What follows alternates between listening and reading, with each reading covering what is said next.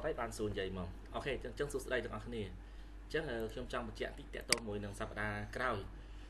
cứ sắp đá tí cũng buồn bên này tha vì lực vì cô ca để dương thời bỏ bị thơm ấy sắp đá bọc bị thơm thời bỏ sắp đá thì bay bàn tay dương châu sắp đá thì buồn sắp đá cao chân sắp đá cao thì khi trong nâng thật là cái ca bị thơm tới hay trong ắt sắp bị được nó tận năng tề trong tục đá tất cao bên này tha ngay châu nằm chân ngày trôi nằm chân nó ba chỉ trong ba ba nhầm ập điện này chẳng hay chẳng tích trôi nằm chân nó cứ dân tu đặt cái ca tiết để lan trong khỏi cái ngày nâng mỏng ngày đặt tích trôi nằm chân ấy chẳng ngay thì sắp đặt cao ngày thìผมbuồn ngày thì đọc nó cứ nhom lại cái ca trôi trong crom nhom online tề sắp đặt thì đọc là cái ca trôi trong crom hay để lan bao nhóm cứ đo ngày thì mà phải mùi tham phải pi chứ mà phải pi tham pi ngay phòng 4 pi ngay đắp mà thật đấy đó ngay phòng 4 tới món pi ngay phòng 4 khai khỏi á tất cao á pi ngay thì phòng 4 chúng ta cái chat tới hay nâng một chót nâng ngay thì mà phải pi chân đi chờ ngày đá đấy đọc ngày chiếng không mày đá nên đọc đấy ngay phòng 4 đặt cái ca lòn 4 đập muối đập pi muối pi 7 4 5 muối 7 7 4 10 11 12 13 chân minระยะ P 14 ngày bao nhiêu vào một cái cả sắp biết buôn cả bán sắp biết tam môn ngày nâng cả bàn này chắc mình bay hà thế cái tôi mới các mặt ngày vlog này ở đây đã tam form nhưng khai đã tam form vì sưu cài vì sưu cài đã tam form sưu cài bạn sẽ đầy chân gì cho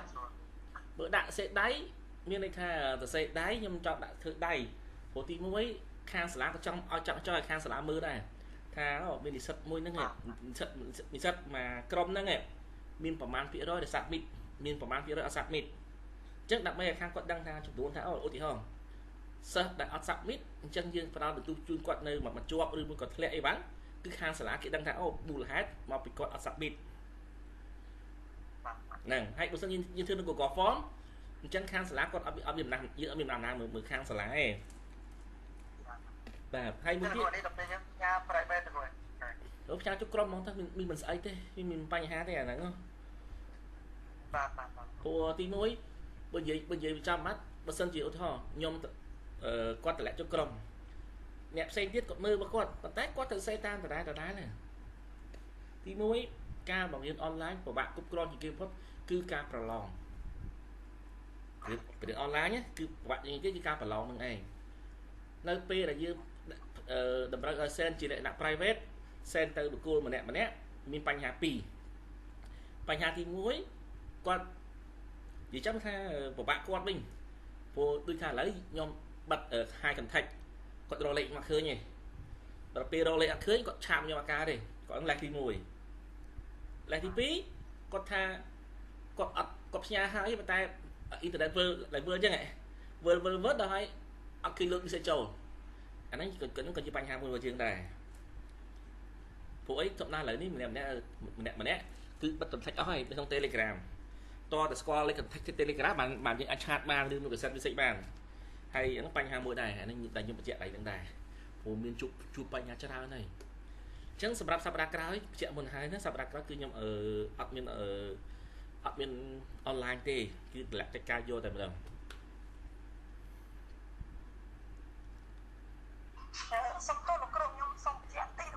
bạn xuất đây này cha anh chắc là tam lá đôi đó là cụ đó chắc p đã là cụ thật là cái ca hết nhưng thứ nhất hai cha nó cũng mà đã tôi chưa riêng trong nó bạn xong cái ca môn ấy bên trong thôi có form bản của cái ca trong form như mình sẽ tặng này nhưng đi mà complain bao nhiêu là cũng có form mà có form của nhân viên này nhân viên tặng nhân viên tặng nhưng sẽ hay này cái còn thằng lẹt khán bữa sân thì đặt của có form bánh nhà miền pì bánh nhà thì mỗi bà sân chỉ nhom ăn ao sơ hở có đi sắt để còn vô chụp lại bàn thế còn sắp cái sắp đi đây năng mồi một tiết nó p là dựng đặt cái cá là p miền ăn sơ khí នៅពេលដែលសិស្សម្នាក់គាត់រកឃើញគាត់មានចម្លើយគាត់សែនចូលក្នុងក្រុមមកគឺបន្ទុកគាត់ពេញទាំងអស់គ្នាតែហ្មងអាហ្នឹងសួរថា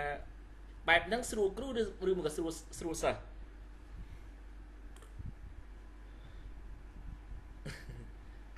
សួស្តីលោកគ្រូបាទ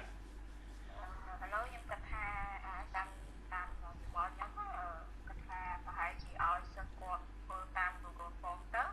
ហើយការតម្លាក់ចូលនៅក្នុងក្រុមគឺគ្រាន់តែជាអំណះអំណាងសម្រាប់លោកគ្រូបាទអាចនឹងផ្ញើទៅដល់សាលាថាកូនសិស្សប្រមាណអ្នកដែល submit midterm អញ្ចឹងត្រូវឲ្យលោកគ្រូអូខេអញ្ចឹងក៏បានឲ្យបាទចូលនៅក្នុង Google Form ហើយគឺគាត់ screenshot ទៅថាគាត់បានធ្វើវាហើយគាត់អាចដាក់ចូលក្នុងក្រុមបានអញ្ចឹងណាអូខេអញ្ចឹង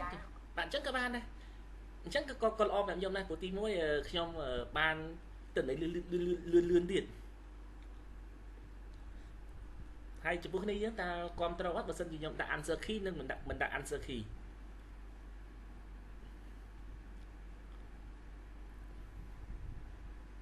បើដាក់ answer key មានន័យថាគាត់អាចមើលចម្លើយបានហើយគាត់អាចកែសំណួរឡើងវិញបានអត់គាត់អាចយកទុកពេញតែហ្មងចឹងមិនក៏ហៅប្រឡងលោកគ្រូបើដាក់ answer key ដែរអាហ្នឹងដាក់ answer key លោកគ្រូមួយទៀតហ៎បាទតាម form បើសិនជាមានបញ្ហាអត់អ៊ីនធឺណិតអាហ្នឹងក៏បញ្ហាដែរមែនទេអត់ទេអត់សារឡើងវិញរហូតបាទសារឡើងវិញបាទប៉ុន្តែវាអត់បញ្ហាទេសំខាន់ឥឡូវខ្ញុំបន្ថយបើដាក់ answer key សង្ឃឹមថាគ្នាយើងកុំបើបានចម្លើយហើយកុំចែកបែបខ្លាំងពេកព្រោះចែកបែបខ្លាំងពេកបន្ទុកលេងមកដាក់បន្ទុក50មកលេង50គ្រប់រៀងងាប់គ្រូបាត់ហើយអញ្ចឹងស្អីគ្រូមិនទៅខ្ញុំដាក់ LMI វិញបាត់បងដាក់ក្នុងក្រុមវិញហ៎ដាក់ក្នុងក្រុមដល់ខ្ញុំប្រឡង LMI រៀនខ្លួនដែរបងLMI ហ្នឹងខ្ញុំពិបាកធ្វើពីត្រង់ខ្ញុំពិបាកធ្វើខ្ញុំធ្វើLMI ខ្ញុំធ្វើបានតែមកឆ្វ័យមួយគត់មកឆ្វ័យហើយនឹង true false ទៅបានតែ2ហ្នឹងទៀតហើយនៅដូចខុសត្រូវមកពេញ clear ធ្វើអត់ចាញ់ដាក់ទៅវាធានាណាលោកគ្រូដូចជាមានមួយទៀតវាអានថាលោកគ្រូដាក់ជាសំណួរមកហើយកូនសិស្សគាត់ធ្វើនៅក្នុងជា file ហើយគាត់ submit ជា file ណាលោកគ្រូបាទអាហ្នឹងខ្ញុំក៏មានfile គាត់ upload file នេះទៅមកគាត់ submit ឲ្យលោកគ្រូអញ្ចឹងមានន័យថាគាត់ធ្វើជាដៃដែរប៉ុន្តែគាត់ submit ជា file ឲ្យលោកគ្រូអញ្ចឹងណាអាហ្នឹងតើតម្រូវមានទូក classroom មួយទៀតចឹងដែរធ្វើដៃបាទទៅលោកគ្រូបងស្រួលអត់ទេណាទៅតាមមកជ្រក់ស្រួលជាងកុំឲ្យពិបាកចង់និយាយថាលោកគ្រូដាក់សំណួរឲ្យតម្រាក់ចូលនៅក្នុង LMS ណាលោកគ្រូប្រហែលជាខ្ញុំនឹងសិក្សាឡើងវិញបាទខ្ញុំនឹងសិក្សាឡើងវិញបាទហ្នឹងហើយជាមួយខ្ញុំសិក្សាឡើងវិញសិនប្រឡងមុខជាផ្សេងអញ្ចឹងណាលោកគ្រូគឺគ្រូគាត់មានជំរើសមួយថា upload file ដើម្បី submit ការប្រឡងហ្នឹងណាការប្រឡងហ្នឹងតមកពេលដែល submit រួចរាល់ហើយគឺគាត់ screenshot ថាគាត់បាន submit ហើយគាត់ផ្ញើចូលក្នុងក្រុមហ្នឹងចាំមើលខ្ញុំសុំគិតសិនគ្រូចាំមកលោកគ្រូតាមបទពិសោធន៍លោកគ្រូរបៀបម៉េចដែលគិតថាវាសារជាងយកហ្នឹងសម្រាប់ខ្ញុំអត់ដល់បើខ្ញុំព្រៀនក្នុងថ្នាក់ខ្ញុំដាក់2មួយ link សំណួរនៅក្នុង Google Form ហើយសំណួរសរសេរខុសត្រូវអីបានហ្នឹងណាប៉ុន្តែលំហាត់គឺសរសេរกระดาษហើយ send ចូលក្រុមចាំក៏បានព្រោះតាមច្បាប់បទពិសោធន៍របស់មិនវាស្រួលព្រោះចេះបើសិនជាខ្ញុំម្ដងខ្ញុំដាក់ Google Form ហើយខ្ញុំដាក់កិច្ចការ paragraph នៅក្នុង Google Form ហ្នឹងនៅពេលដែលនិស្សិតគាត់ប្រើលើកុំព្យូទ័រគាត់សរសេរអត់ចេញទេparagraph ហ្នឹងណាសំណួរចម្លើយសរសេរអត់ចេញទេប៉ុន្តែសម្រាប់និស្សិតដែលប្រើទូរស័ព្ទសរសេរបានអាហ្នឹងរឿងមួយនៅពេលដែលយើងធ្វើជាសំណួរនៅក្នុង Google Form ដាក់សំណួរទៅដល់ទៅពេលគ្រូប្រើកុំព្យូទ័រសរសេរអត់បានដូចគ្នាព្រោះ paragraph សរសេរអត់កើតទេវាបាក់ចឹងដែរហើយបបផ្សោតរបស់ខ្ញុំដែលរត់ដងខ្ញុំដាក់នោះគឺខ្ញុំដាក់ឲ្យគាត់ជំរឿសគាត់នឹង2គាត់ចង់ធ្វើទៅលើ Google Form ក៏បានចង់ធ្វើលើกระดาษក៏បានដែរសិចិត្តដាក់2ទៅគ្នាហ្មងណាហើយលាក់ចូលក្រុមទាំង2មួយជាกระดาษមួយជា link គាត់ចង់យកមួយណាក៏បានដែរសិចិត្តលោកគ្រូបើខ្ញុំគិតចេះ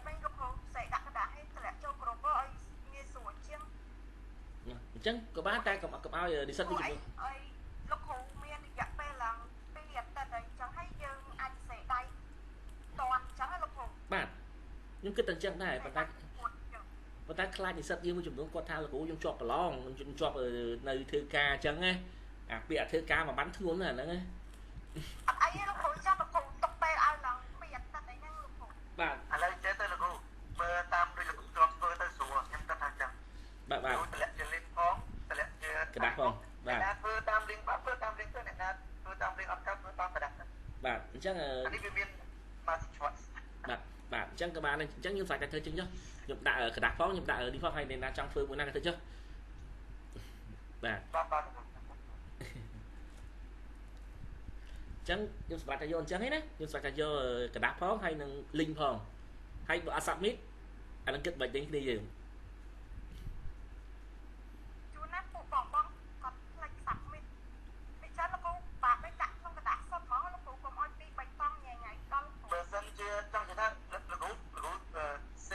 share link មានន័យថាធ្វើក្នុង link សុទ្ធមិនចឹងទេលោកបាទហើយដល់ពេលអ្នកដែលធ្វើដៃសុទ្ធចឹងឯងលោកបាទហ្នឹងហើយគាត់ចង់យកមកក៏បានដែរប៉ុន្តែសំខាន់ខ្ញុំនិយាយពីមកទេបើសិនជាក្នុងរយៈពេល2អាទិត្យហ្នឹងគាត់អត់ submit យើងគិតឲ្យគាត់យ៉ាងម៉េចឲ្យសោតបានសោតនេះលោកគ្រូបាទអត់ submit មានតែអត់ធ្វើបាទអញ្ចឹងខ្ញុំបញ្ជាក់មុនហើយណាឥឡូវថ្ងៃនេះខ្ញុំបញ្ជាក់មុនហើយខ្ញុំទុកពេលឡើង2អាទិត្យហើយ2អាទិត្យហើយអត់ submit ទៀតឲ្យ0អញ្ចឹងស្វាយទាំងអស់គ្នាណាអញ្ចឹងហើយវីដេអូនេះមាន record ទៀតហើយបើគាត់ចូលមើលហើយគាត់នៅតែអត់សាក់នេះទៀតអានឹងរឿងរបស់គាត់ហើយបើទឹកជាលោកគ្រូឲ្យសេដែរអត់ផ្ញើទៅក្នុងរយៈពេលហ្នឹងវាដូចតែគ្នាដែរបាទប៉ុន្តែគាត់ថាពេលខ្លះយើងដល់អត់ពីថ្ងៃទៅមានពេលផ្ញើទៅច្រើនប៉ុន្តែពេលច្រើនបាទអញ្ចឹងមិនថាខ្ញុំដាក់2ទៅបើគាត់ថាចង់បានមួយណាស្រួលគាត់ទៅតាមមួយហ្នឹងទៅឥឡូវខ្ញុំដាក់ចឹងស្រួលតែអ្វីដែលខ្ញុំកំណត់គឺមានន័យថាបើសិនជា2អាទិត្យហើយគាត់បន្សាប់នេះទៀតដល់រយៈពេលបាទ2អាទិត្យអញ្ចឹងសម្រាប់2អាទិត្យខ្ញុំបញ្ជាក់ហ្មងថា2អាទិត្យហើយគាត់បន្សាប់នេះទៀតនៅដល់ពេលសប្តាហ៍ដល់ថ្ងៃដែលខ្ញុំចូលបរិញ្ញាឡើងវិញខ្ញុំទុកពេលឲ្យមួយអាទិត្យទៀតក្នុងមួយអាទិត្យហ្នឹងបើគាត់បន្សាប់នេះទៀតគឺ0ហើយប៉ុន្តែបន្ទុកឲ្យសាប់នេះក្រោយ2អាទិត្យហ្នឹងគឺបន្ទុកផ្ដល់ជូនតែ 50% ឯង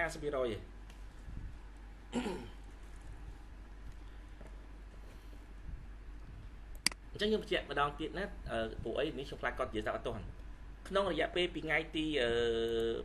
ខ្ញុំទម្លាក់ទៅរហូតដល់ថ្ងៃទី22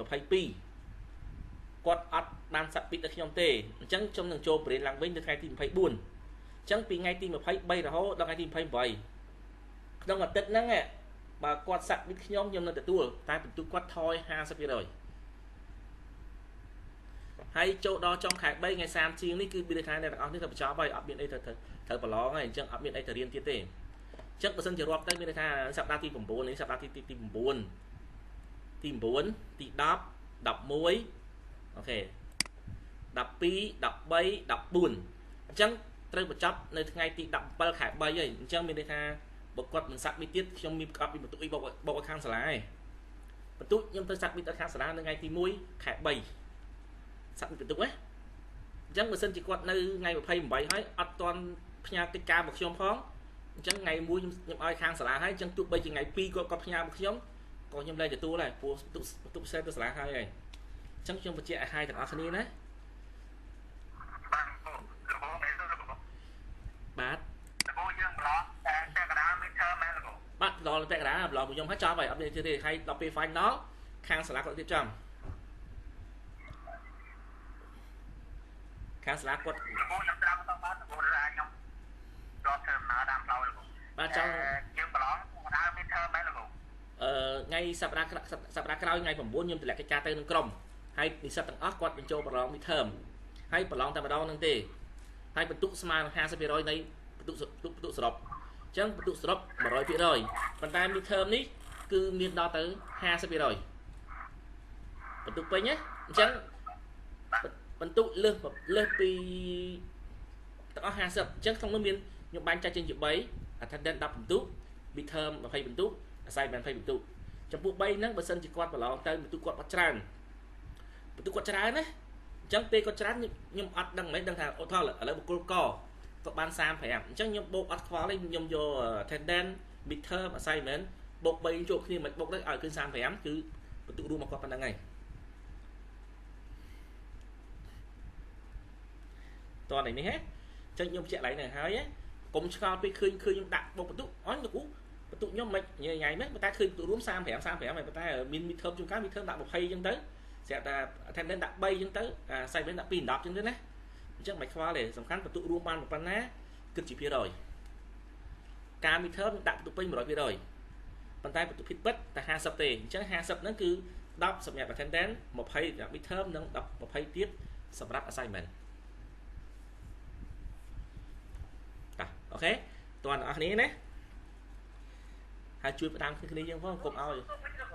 បាទធ្វើបើជាបកគោឬជាក្រុមបកគោហ្នឹងខ្ញុំធ្វើជាក្រុមខ្លាចតែគ្នាយើងចាប់ក្រុមញ៉ៃទៀតអញ្ចឹងជាបកគោទៅបើតែគាត់ជាបកគោព្រោះជាបកគោប៉ុន្តែគាត់ថា250នាក់គ្រាន់ខ្ញុំកែងគឺថាខ្ញុំ2ទឹកខ្ញុំកែមិនអស់ផងខ្ញុំកែមិនទាន់ផង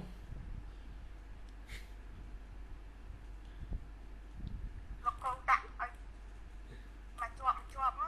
មកជាប់ឲ្យប្រមាណកែ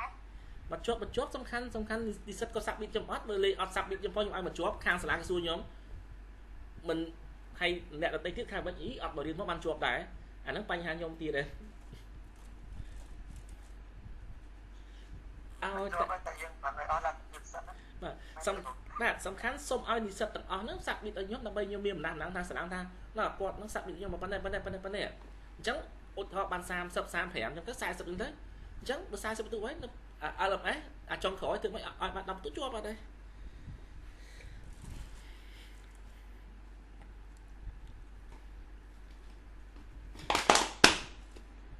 អញ្ចឹងខ្ញុំធ្វើនេះគឺសម្រួលដល់ទាំងអស់គ្នាទេមានន័យថានៅក្នុង multi choice ក៏ក្នុង Google Form ក៏ធ្វើបាននៅក្នុងกระดาษក៏ធ្វើបានដែរហើយសម្រាប់ការ send ត្រឡប់ខ្ញុំអត់ខ្វល់ថាប្រើអីទេសំខាន់ឲ្យតែ submit បើសិនជាយើងអត់ submit អាហ្នឹងបញ្ហានៅទាំងអស់នេះគឺត្រូវប្រឈមនឹងខាងសាលាព្រោះខ្ញុំមិនចង់ឲ្យខ្ញុំអត់ចង់សំខាន់អត់ចង់ចុះបញ្ចប់លោកគ្រូសូមវិញ្ញាសាប្រឡងសងខ្ញុំអត់ចង់បានមីសេចបែបអញ្ចឹងទេបើលោកគ្រូសូមវិញ្ញាសាត្រៀមប្រឡង final អាហ្នឹងបានប៉ុន្តែបើសុំលោកគ្រូសុំវិញ្ញាសាប្រឡងសងអត់ចង់ឆ្លើយជាមួយទេព្រោះអីវាមានអារម្មណ៍មួយថាខ្មាស់ណាគេមកថ្នាក់ជាប់ទាំងអស់ធ្លាក់តែយើងមួយណាអញ្ចឹងបើសិនជាអត់មានចម្ងល់ទេយើងចូលមេរៀនអញ្ចឹងខ្ញុំកំណត់យកតាមហ្នឹងឯណាខ្ញុំសូមបាទលោកគ្រូបាទ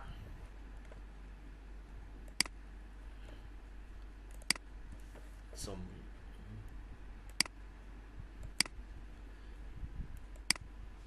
ពេលបន្តិច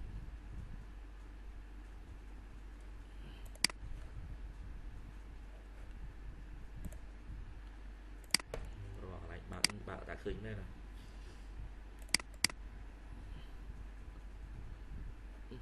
new tab បើបណ្ដាចេញមក new tab ហ្នឹង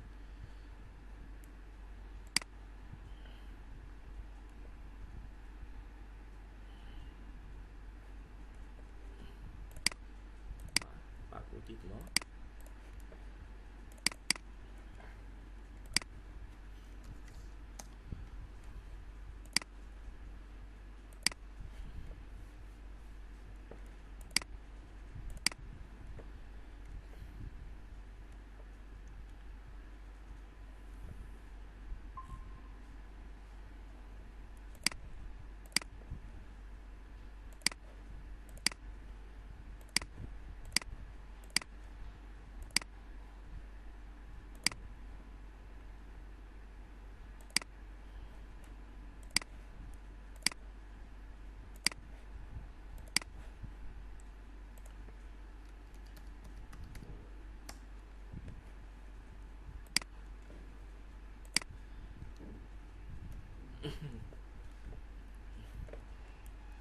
បាទអរគុណតោះ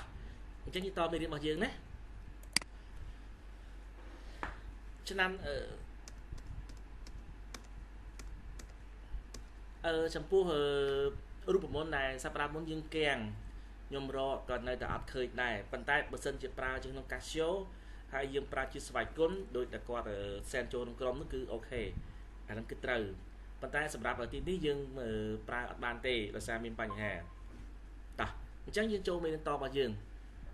ប្រើតារាងហិរញ្ញវត្ថុទី1និងទីនឹង1ស្ទួនជប់លើកឡើងនេះហ្នឹងហើយតោះអញ្ចឹងប្រើតារាងហិរញ្ញវត្ថុទី1និង1ស្ទួនថ្ងៃនេះខ្ញុំចប់មេរៀនហើយខ្ញុំចូលមេរៀនថ្មីមួយទៀតណា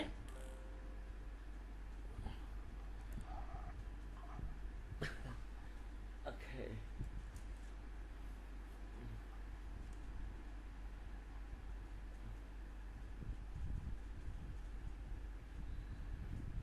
តោះ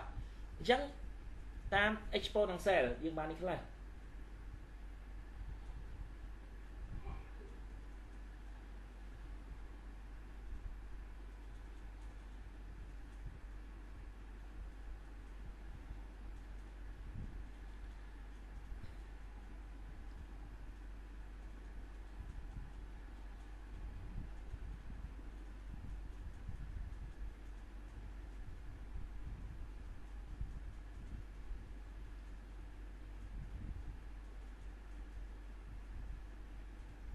សុំពេលតិចខ្ញុំតបសារ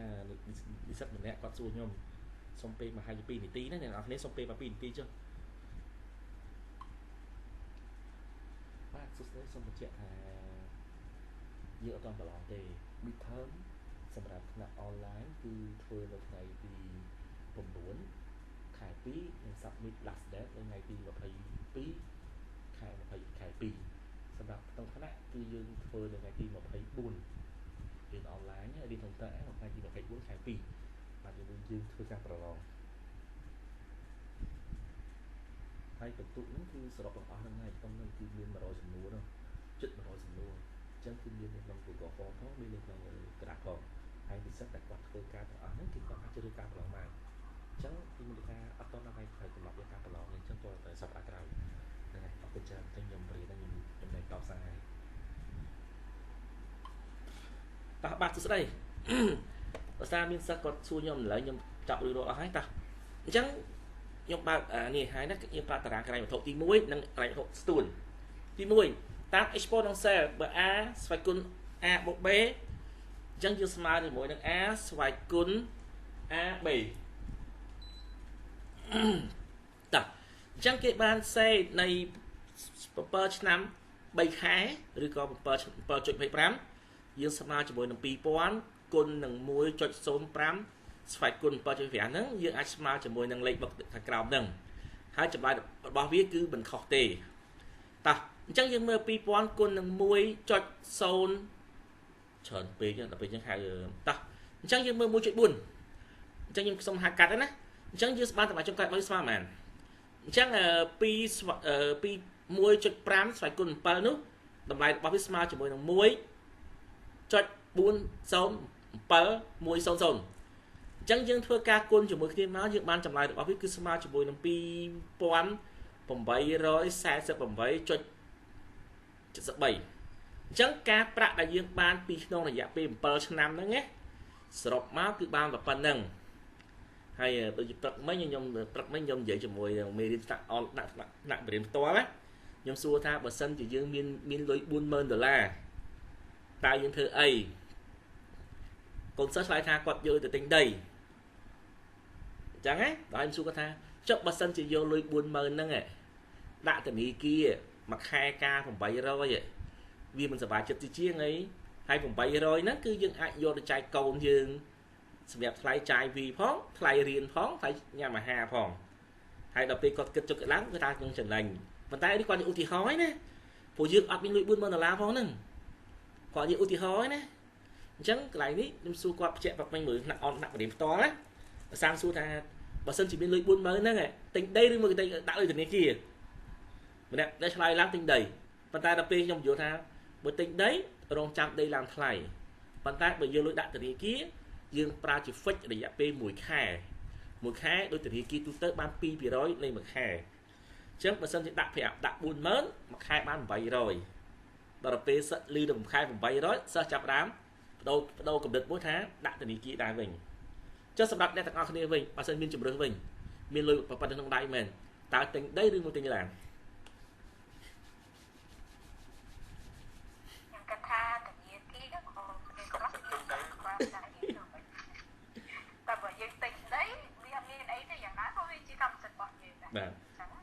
រងចាំយូរអត់ ធនាគារវាក៏ហានិភ័យដែរធនាគារក៏ហានិភ័យដែរមិនដូចគេធនាគារ free ស្អីគេនោះគេបាត់នេះដកលុយចេះចង់បើតែលឺសូថាធនាគារជាតិគាត់និយាយទៅលោក បាទគាត់និយាយទៅចង់និយាយថាធនាគារនៅយើងនេះមានច្បាប់ទេមែនប៉ុន្តែសម្រាប់ពីថានិយាយជាគេបាទតែអញ្ចឹងវាបាត់បង់ចិត្តតែតែជនដែលមានលុយគាត់យកទៅដាក់បាត់បង់ចិត្តប៉ុន្តែដីធ្លីវាប្រយ័ត្នតែបើសិនជាដីកំពុងតែដឹកទឹកមុនទៅយកមុនទៅប្រហែលឆ្នាំមុនបាទវាកំពុងតែរើអញ្ចឹងបើយើងយកវាយកទៅលើដីវាលឿនមកវាលឿនជាងធនាគារឆ្ងាយបាទលឿនជាងតែពេលដីវាអាចដល់ដល់វាធ្លាក់ការវាយកវាបាក់ដែរតែតែយើងដាក់អស់វាតែកប់ចោលនៅដល់បាទអាហ្នឹងកប់ចោលអញ្ចឹងតែបើសិនជាធនាគារបាទចូលរួមទីលោកបាទតែយ៉ាងយ៉ាងមិនដែរសំខាន់យើងច្បាស់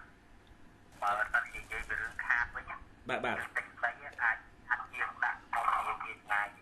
បាទហ្នឹងយល់បើយើងមានជំនាញបើសិនជាយើងខ្វះជំនាញទីហោណាដីយើងតែ100000អាចខាតដើមវិញបាន120000ហើយ30000បាទយល់ហើយបើយើងផ្ញើធនាគារឧទាហរណ៍ថាយើងផ្ញើយើងរើសដែរមិនមែនចេះថាគឺដូរគេថាគេនេះល្អគេនោះល្អតែមិនយើងយកទៅផ្ញើមិនបានបតាបាទនឹងត្រឹមត្រូវនិយាយចាំមកទៅជំរឿសនៃការវិនិយោគ invest នេះគឺសុទ្ធសឹងតែស្ថិតនៅក្នុងមេរៀននេះទាំងអស់អញ្ចឹងយើងអាច invest បានហើយចំពោះសំណួរមួយទៀតដែលសួរបើសិនជាមានលុយ$1000ដាក់ធនាគាររយៈពេល5ឆ្នាំបានប្រហែលសិតគិតដាក់$1000ណាវិនិយោគបានរយៈពេល5ឆ្នាំការប្រាក់ 10% អញ្ចឹងសួរដល់ឆ្នាំទី5នោះបានលុយប្រហែលគិតចុះគិតឡើងគេថាបាន500អញ្ចឹងអា step នេះខ្ញុំបញ្ជាក់តិចណាដាក់ធនាគារបើសិនជាគិតថាមួយឆ្នាំការប្រាក់ 10% អញ្ចឹងឆ្នាំទី1បានប្រមាណយកអាហ្នឹងទៅគុណនឹងការប្រាក់ទៀតអញ្ចឹងឆ្នាំទី2ឃើញប្រមាណយកទៅគុណការប្រាក់ទៀតគុណរបៀបនេះគ្រប់ចំនួន5ដងចុងបញ្ចប់នៃ$1000ដែលដាក់ធនាគារ 10% រយៈពេល5ឆ្នាំហ្នឹងគឺបាន$1611មិន$1500ទេតាអញ្ចឹង step ទាំងអស់ឲ្យយើងរៀនណាគឺយើងនឹងបង្ហាញក្នុងមេរៀនអស់ហើយអញ្ចឹងមេរៀនមុនខ្ញុំអត់បង្ហាញអស់ហើយអញ្ចឹងខ្ញុំសូមឲ្យយើងមើលមួយសិនតាក់ទងជាមួយនឹងលុយក៏ដាក់កម្ចីកម្ចីហើយនឹងដាក់ធនាគារសប្តាហ៍មុនមាននិស្សិតសួរខ្ញុំហើយថាតាក់ទងជាមួយនឹងការដាក់លុយធនាគារចងការបានប្រមាណហើយឥឡូវនេះយើងយកលុយដាក់ធនាគារវិញតើបានប៉ុណ្ណាវិញអញ្ចឹងប្រសិនបើយើងប្រើលុយ$1000ហើយដាក់នៅក្នុងធនាគាររយៈពេលប្រហែលឆ្នាំថា5ឆ្នាំការប្រាក់យើងវាយឲ្យថោកចុះក្នុងធនាគារស្រុកខ្មែរដាក់បានថោកជាងខ្ចីឥឡូវដាក់ថាបាន5%ចុះ5%អញ្ចឹងយើងអាចសរសេរបានថា 1.005 តែ0.05យ៉ាសិអត់គឺ slide បាទខ្ញុំសៀឲ្យតែ slide អត់គឺ slide បងប្អូននិស្សិតផ្សេងគឺឃើញអត់ឃើញទេលោកអត់ឃើញទេហើយមិនអត់ទេអត់ឃើញទេសុំតិចនេះខ្ញុំដូច share ឲ្យតាឥឡូវខ្ញុំតិចខ្ញុំបិទសិនមើល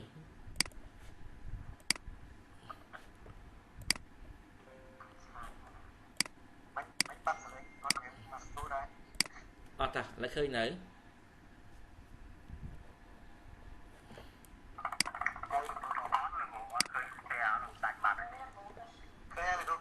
ឃើញណាបាទអូខេតោះអញ្ចឹងប្រសិនបើនិស្សិតមួយគាត់ដាក់លុយ$1000ក្នុងធនាគារហើយគាត់ដាក់5ឆ្នាំណាហើយអញ្ចឹងយើងឲ្យការប្រាក់ប្រហែល 0.05% 5%ថា 5% ចុះអូខេអញ្ចឹង 5% ណាអូខេអញ្ចឹង 5% ក្នុងរយៈពេល5ឆ្នាំតើឆ្នាំទី5យើងបានប៉ុន្មាននេះឆ្នាំទី5នោះបានប្រហែលឆ្នាំទី5ណាអញ្ចឹងយើងមិនមែនគិតឃើញបាននេះ $1000 ដាក់5ឆ្នាំជាមួយនឹងការប្រាក់5%តើយើងបានប្រមាណអញ្ចឹងចម្លើយកន្លែងនេះយើងអាចសរសេរបែបនេះ 1.005 ចំនួន5ដងអត់ទេមិនមែន250ទេហេមួយនេះដោយសារយើងគុណទៅយើងឃើញលុយដើមឃើញការបើយើងសរសេរបែបនេះគឺ 0.005 គឺយើងឃើញតែអីយើងឃើញតែការប្រាក់អីបាទដល់ពេលយើងសរសេរ 1.005 នេះបានន័យថាម៉េចពេលគុណមកឃើញការឃើញលុយដើមបូកនឹងការប្រាក់តោះអញ្ចឹងកន្លែងនេះបាទកន្លែងនេះយើងសួរស្មើអញ្ចឹងណាអូខេអញ្ចឹងខ្ញុំអាចសេបានជាងណាលក្ខខណ្ឌរបស់គេយកអញ្ចឹងគុណជាមួយណានេះឃើញបានប៉ុន្មាន 1500 បាទអញ្ចឹងយើងដាក់សញ្ញាស្មើមកយើងគាត់សេអញ្ចឹងមកហើយចាអូខេគ្រប់5ដងអញ្ចឹងយើងអូសចឹងមកបានហើយគ្រប់ហើយតិចមែនឬខុសហ៎អត់ចេះត្រូវ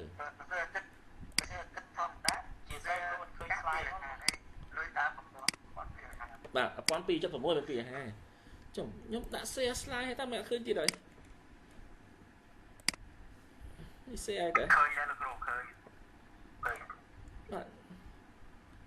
ខ្ញុំ share អស់ហើយតា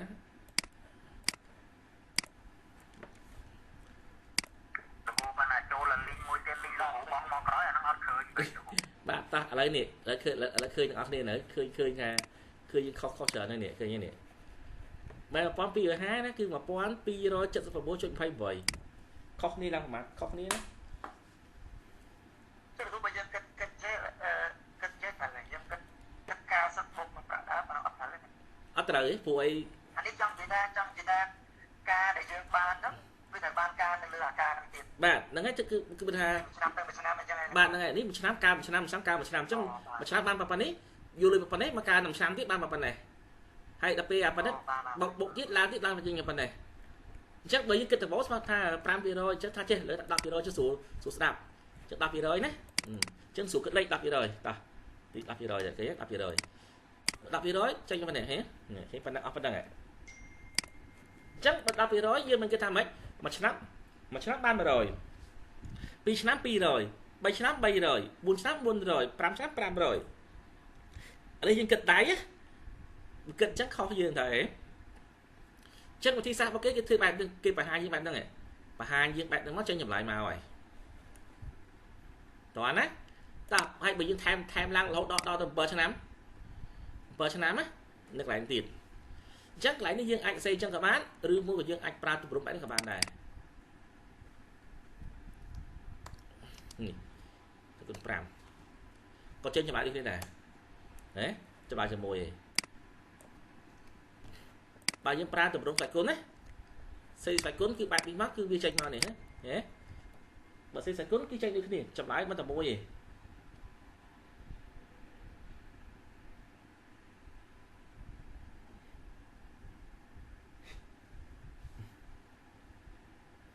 បាទអញ្ចឹងកន្លែងនេះយើងអាចយល់បានខ្លះណាអញ្ចឹងតើតូនជាមួយការចងការប្រាក់រយៈពេលប្រហែលរយៈពេល5ឆ្នាំអញ្ចឹងលុយរំពឹងទុកណាបើសិនអ្នកទាំងអស់នេះមានលុយរំពឹងទុកណាដាក់ធនាគារ$1000យើងអត់ខ្វល់ទេ5ឆ្នាំក្រោយយើងទៅមើលយើងទៅធនាគារដកលុយវិញណាយើងគិតក្នុងពីផ្ទះមកឃើញប៉ុណ្ណឹងប៉ុន្តែពេលជិតពិតទៅដកលុយធនាគារអត់បានប៉ុណ្ណឹងទេព្រោះហេតុអីខ្ញុំធ្លាប់ដូចជាបងស្រីខ្ញុំដាក់អាកង់ធនាគារបើកដំបងណាដល់ពេលហើយគាត់អត់ទៅប្រើសោះដាក់ទៅគេបង្កកយើងតម្រូវយើងតម្កល់កង់$100សម័យមុនណាមុនឆ្នាំ2010បង្កើតធនាគារមួយត្រូវមានលុយតម្កល់កង់$100ដល់ពេលហើយយើងឈប់ប្រើយើងអត់បាត់ទេយើងគ្រាន់ឈប់ប្រើហើយយើងអត់បាត់យើងបាត់តែប៉ុន្តែជំនាន់ហ្នឹងគេខ្ញុំអត់ដឹងមិនទេប៉ុន្តែរយៈពេលពីថ្ងៃដែលគាត់បិទរហូតដល់ថ្ងៃឆ្នាំ2024ចាត់ធនាគារទេមកឲ្យយើងទៅដកលុយអញ្ចឹងយើងគិតថាលុយរបស់យើង$100បើសិនដកមកវិញគួរបានប៉ុន្មានណានៅពេលដកលុយមកវិញបានអត់បាន$100ទេគឺបានត្រឹមតែ$45គត់នេះខ្ញុំអត់ដឹងថាមូលហេតុអ្វីទេ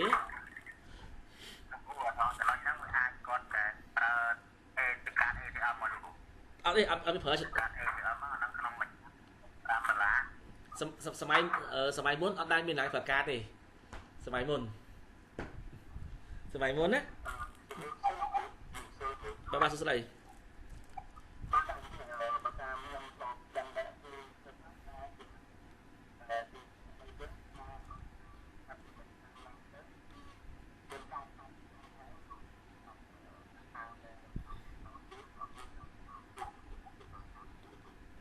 បាទ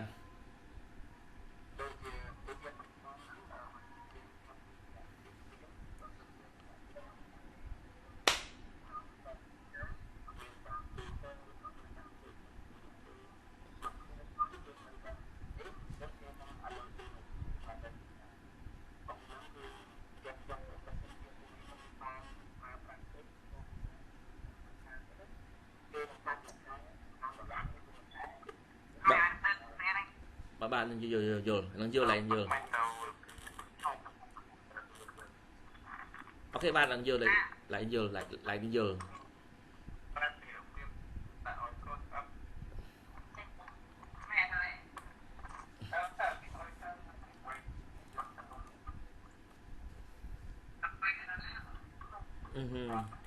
បាទ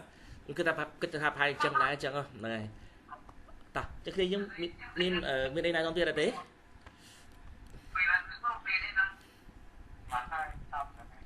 បាទបាទ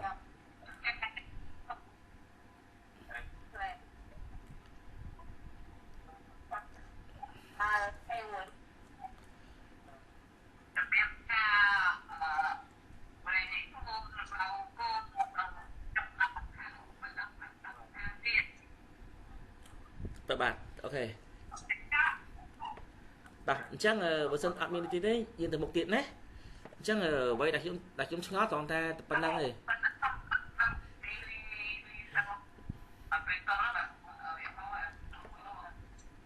អូខេ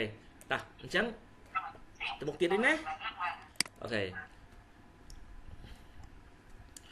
ដើម្បីកណនាតម្លៃរបស់ i ធំមក i តូចណាស្វ័យគុណ n គេធ្វើអង្គទាំងមួយចុងដែលផ្អែកលើតម្លៃរបស់ i បូក i តូចស្វ័យគុណ n និង i បូក i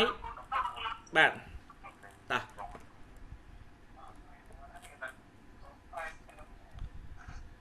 សួស្ដីមានអ្នកចង់សួរខ្ញុំមែន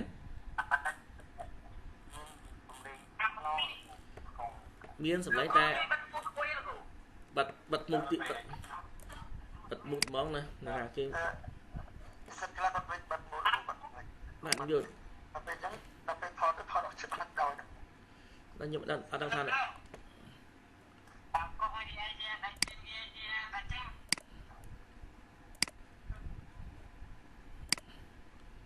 អូខេមួយគាត់មួយតែដល់ម្ចាស់គេចូលមើលឃើញដាក់គេ4ក៏អន់ចិត្តទៀតណាតោះអញ្ចឹងនៅក្នុងគាត់សួរគាត់អីមានអីគាត់អត់សួរអីបាទអូខេតោះអញ្ចឹងយើងចូលដល់ក្នុង step មួយនេះទៀតគឺការប្រើប្រាស់តម្លៃរបស់បតក់1និងបតក់2តោះអញ្ចឹង single នេះគេហៅ double quote ហើយ single quote អញ្ចឹងទីនេះគេប្រើសម្រាប់ធ្វើអីចូលមើលឧទាហរណ៍ខាងក្រោម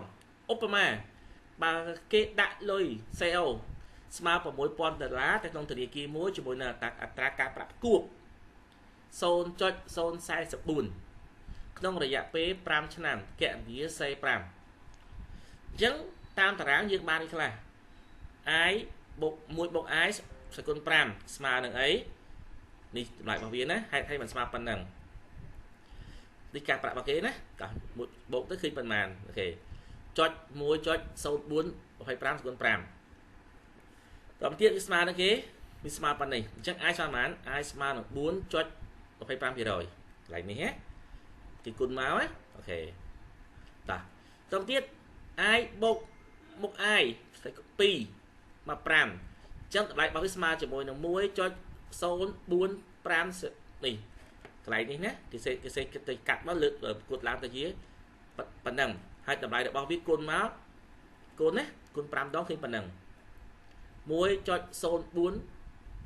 ស្វ័យគុណ5នៅពេលកណនាមកបានចម្លើយប៉ុណ្ណឹង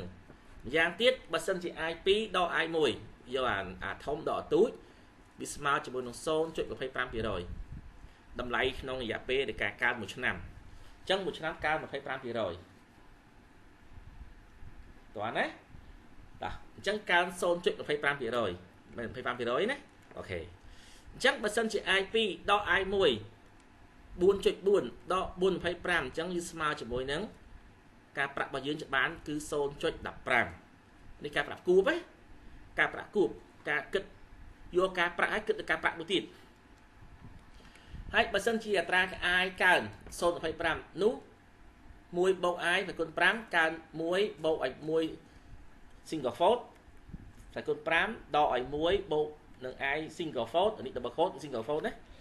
អញ្ចឹងខ្ញុំបាក់អានទេខ្ញុំហៅបត1បត2ហ្មងទៅណាអញ្ចឹងបើសិនជា i បូកជាមួយ1បូក i បត2គុណ5ដកឲ្យ1បូក i បត1គុណ5អញ្ចឹងតម្លៃរបស់ស្មើប៉ុណ្នេះស្មើនឹង 0.0148335 ចឹងស្មើប៉ុណ្ណឹងហើយបើសិនជា i កើន 1% នោះ1បូក i សគុណ5កើនប្រមាណយកតម្លៃមកហើយបូកដកគ្នាមកនេះអាលេខចាស់របស់យើងឃើញប៉ុណ្ណឹងហើយបើសិនវាកើន 15% នោះ1បូក i 15ស្មើ 15% คูณជាមួយនឹងមកឃើញប៉ុណ្ណេះអញ្ចឹងគិតជាភាគរយណាវាកើនប៉ុណ្ណឹងសរុបសេចក្តីមកបើសិនជាយើងយក1បូកការប្រាក់ក្នុងមួយឆ្នាំការប្រាក់5ឆ្នាំវាស្មើប៉ុណ្ណេះតម្លៃរបស់វាស្មើជាមួយ 1.0425 សគុណ5បូកជាមួយនេះអញ្ចឹងតម្លៃរបស់យើងបានគឺស្មើជាមួយនឹង 1.24% ក្នុងរយៈពេល5ឆ្នាំហ្នឹងបើសិនវាកើនណាបើសិនជាកើន 1% សំទោសបញ្ជាក់ទីសិនបើកើន 25% បានប៉ុណ្ណាហើយបើសិនជាកើន 1% បានប៉ុណ្ណាហើយបើកើត 15% បានប៉ុណ្ណានេះក្នុងចម្លើយរបស់គេជាក់ប៉ុណ្ណឹងហើយបើសិនជាយើងយកតម្លៃ C5 ស្មើ 6000 គុណជាមួយនឹងការប្រាក់ក្នុងរយៈពេល5ឆ្នាំវាស្មើជាមួយនឹង 6000 គុណប៉ុណ្ណឹងមកឃើញប៉ុណ្ណឹងអានេះគឺជាការគណនាដែលប្រើការប្រាក់គួបការប្រើដោយការ show យើងចុចដោយការ show វាឃើញប៉ុណ្ណឹង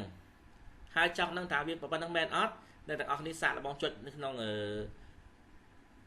Excel ក៏បាននៅក្នុង Calculator ក៏បានដែរប៉ុន្តែយើងប្រើប្រាស់ជាស្វ័យគុណកុំប្រើដៃតើឃើញប៉ុណ្ណឹងមែនអត់សូមសាកល្បងមើលបើសិនចង់នឹងថាវាចម្លើយត្រឹមត្រូវអត់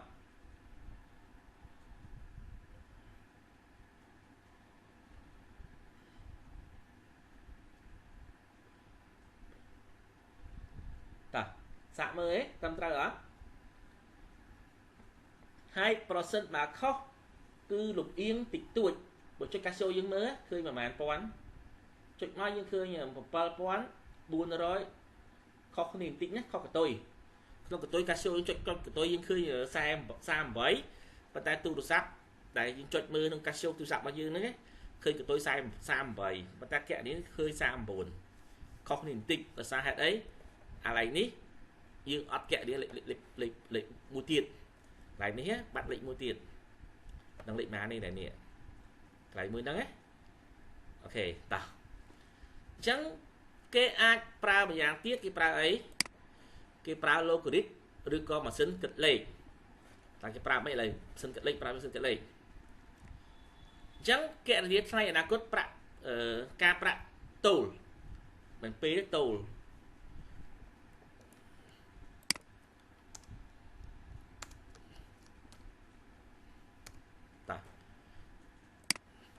អញ្ចឹងយើងមើលការប្រាក់តូល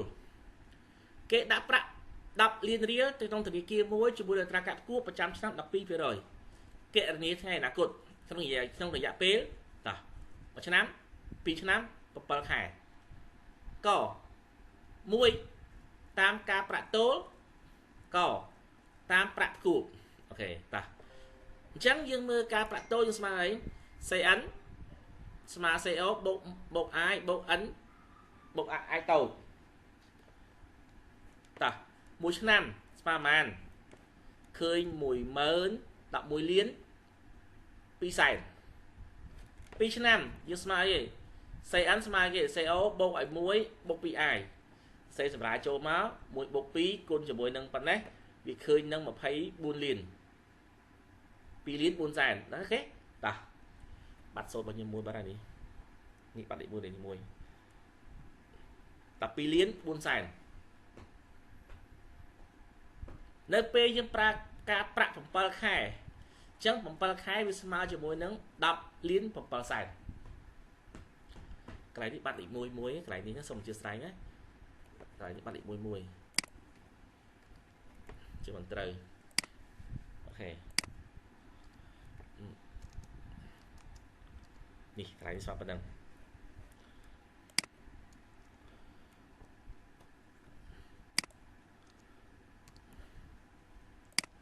តោះអញ្ចឹង step នេះគេចង់បញ្ជាក់យើងណាខាងលើគឺជាការប្រើប្រាស់រូបមន្តប្រាក់តូលខាងក្រោមគួបអញ្ចឹង CN ស្មើឲ្យគេស្មើ CO បូកឲ្យ i ធំបូក i តូចស្មើគុណ n អញ្ចឹងមួយឆ្នាំស្មើប៉ុន្មានមួយឆ្នាំរូបមន្តរបស់គេស្មើ10លានបូកឲ្យ 1.12 ឃើញប្រហែលគ្នាអត់នេះឃើញប្រហែលគ្នាទេតម្លៃគឺប្រហែលគ្នាណាដូចគ្នាប៉ុន្តែ2ឆ្នាំថ្ងៃអនាគតគឺ C2 ស្មើ CO បូក1បូក i លើកជា2ឆ្នាំអញ្ចឹងដាក់ផាក់ឲ្យស្មើប៉ុន្មាន10លានបូកឲ្យ1បូកឲ្យ 0.12 12លើកជាការ៉េស្មើនឹង12 5,44,000 ចឹងអាពីរខុសគ្នាអត់នេះឃើញខុសគ្នាទេខុសគ្នាណាកន្លែងនេះខុសគ្នាណាចឹងខុសគ្នាឡើងដល់ទៅ100,000ជាងច្រើនដែរតោះតទៅទៀតការប្រាក់7ខែអញ្ចឹងស្មើនឹងសេ7 12អូខេតោះ7ខែណាអូខេអញ្ចឹងលទ្ធផលស្មើនឹងប៉ុន្មានស្មើជាមួយនឹង10លាន 68,325 អាកតុយនេះខ្ញុំមិនសេកុំបាច់សេច្រើនពេកព្រោះពេលដែលសេទៅឃើញច្រើនណាអញ្ចឹងកុំសេដល់ទៅទៀតអីតោះឃើញប៉ុណ្នេះវិញតោះអញ្ចឹងយើងមើលទាំងអស់នេះហ្នឹង1ឆ្នាំ2ឆ្នាំ7ខែ1ឆ្នាំ2ឆ្នាំ7ខែតម្លៃអាទី1ប្រហាក់ប្រហែលគ្នា1ឆ្នាំប្រហែលគ្នា2ឆ្នាំការប្រាក់តូលចាញ់អាផ្គួប7ខែការប្រាក់តូលឈ្នះអាផ្គួបតោះអញ្ចឹងគេទាញរូបមន្តបាននេះខ្លះសំគាល់បើគេធ្វើវិធីសំយោគប្រាក់ចំនួនដូចគ្នាតាមការប្រាក់តូលនិងការប្រាក់ផ្គួបគេសង្កេតគេឃើញថាថ្ងៃអនាគតរបស់ការប្រាក់តូលខ្ពស់ជាងថ្ងៃអនាគតរបស់ការប្រាក់ផ្គួបប្រសិនបើប្រើរយៈពេលក្រោម1ឆ្នាំបើសិនជាយើងធ្វើបើសិនជាយើងប្រើ1ឆ្នាំណាយើងគេប្រើការប្រាក់តូលចំណេញជាងប៉ុន្តែបើលើកពី1ឆ្នាំសូមប្រើការប្រាក់ផ្គួបរូបមន្តណាចឹងគេបញ្ជាក់យើងហើយថ្ងៃអនាគតរបស់ការប្រាក់តូលទៀបជាងថ្ងៃអនាគតរបស់ការប្រាក់ផ្គួបប្រសិនបើរយៈពេលលើសពី1ឆ្នាំថ្ងៃអនាគតរបស់ការប្រាក់តូលនិងថ្ងៃអនាគតរបស់ការប្រាក់ផ្គួបស្មើគ្នាប្រសិនបើពេលវិនិយោគទុនបើសិនជាពេលវិនិយោគ1ឆ្នាំសម្គាល់ហើយនេះណាប្រាក់តូលហើយនិងប្រាក់ផ្គួប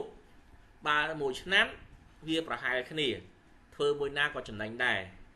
ប៉ុន្តែបើសិនជាលើស1ឆ្នាំហើយត្រូវតែប្រើការប្រាក់ផ្គួបយកការប្រាក់គិតការប្រាក់មកតង់ទៀតនិយាយស្ដាប់ណាអញ្ចឹងអាការប្រាក់គួបនេះបើប្រើ10ឆ្នាំ20ឆ្នាំអានេះពេញសាច់តែហ្មងអានេះខ្ញុំមិនដឹងថាធនាគារស្រុកខ្មែរយើងអារំលោះរយៈពេលដូចជាទិញផ្ទះមានអ្នកខ្លះទិញដល់20ឆ្នាំ30ឆ្នាំខ្ញុំអត់ដឹងថាគេប្រើវិធីសាស្ត្រមួយណាទេយើងងថ្ងៃយើងដឹងតែពីរទៅដឹងថាថេហើយកង្ថយប៉ុន្តែអត់ដឹងថាក្នុងវិសាគណិតគេប្រើអាផ្គួបឬមួយក៏អាតូលទេព្រោះប្រើដល់ទៅរយៈពេល20ឆ្នាំ30ឆ្នាំ កន្លែងនេះហើយបើកន្លែងនេះបើចេះអស់នឹងហើយយកទៅវិភាគសាខ្លួនឯងជាមួយគ្រួសារយើងគួរទិញមិនអានឹងគិតតាមនឹងទៅបាទស្ដីបាទសុំជឿមកតាមក៏ការប្រាក់ច្រើនគឺយើងគេដាក់តែការប្រាក់ទូលដោយសារការប្រាក់ទូលគាត់ខាងធនាគារគាត់ចំណេញជាងចំណេញខាងធនាគារចំណេញណាអូខេយល់អញ្ចឹងសម្រាប់ការក្នុងមេរៀននេះបើនិយាយចំទៅប្រើការប្រាក់ទូលល្អជាងtrongធនាគារណាtrongធនាគារក៏ប្រើការប្រាក់ទូលអូខេអញ្ចឹងកន្លែងនេះអ្នកទាំងអស់គ្នាអ្នកដែលបានលឺហើយជួយ note ចំណាំខ្លួនឯងទៅណាព្រោះហេតុអីអ្នកធ្វើការធនាគារគេឲ្យយោបល់មកយើងគឺត្រូវច្រើនជាងហើយសម្រាប់យើងជាអ្នកដែលគ្រាន់តែជា business ទូទៅត្រឹមតែអ្នកអគ្គនាយតអ្នកmarketing ត្រឹមតែជាអ្នកគ្រប់គ្រងអញ្ចឹងយើងអត់ច្បាស់ដូចអ្នកអគ្គនាយខាងធនាគារទេអញ្ចឹងមកគេថាហ្នឹងឯងស្រឡាញ់គណនេយ្យស៊ីកដាបើស្រឡាញ់ដេឡាអូនសំទោសចង់បាននេះបាននឹង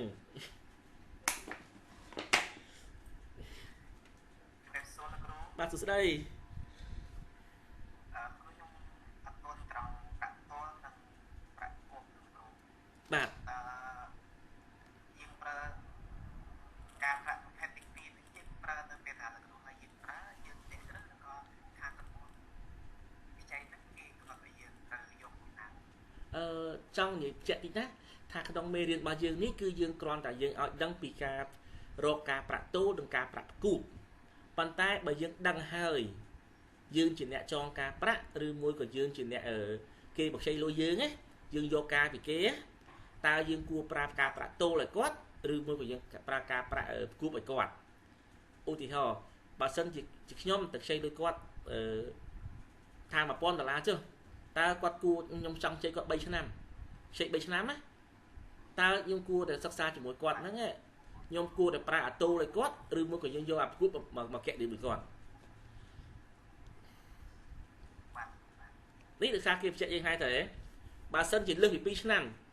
តើយើងប្រើអាទូលហើយនឹងអាគូបមួយណាចំណេញជាងក្នុងមេរៀននេះឃើញទេនេះកន្លែងគេបង្ហាញយើង2ឆ្នាំថ្ងៃអនាគតគឺស្មើអីសេស្មើអីស្មើ CO បូក I បូកចំនួនឆ្នាំហើយបូកការប្រាក់អញ្ចឹងសរុបមកទៅវាខុសគ្នាប្រហែលជាមួយសែនគាត់មួយសែនជាងមួយសែន4000ខុសគ្នា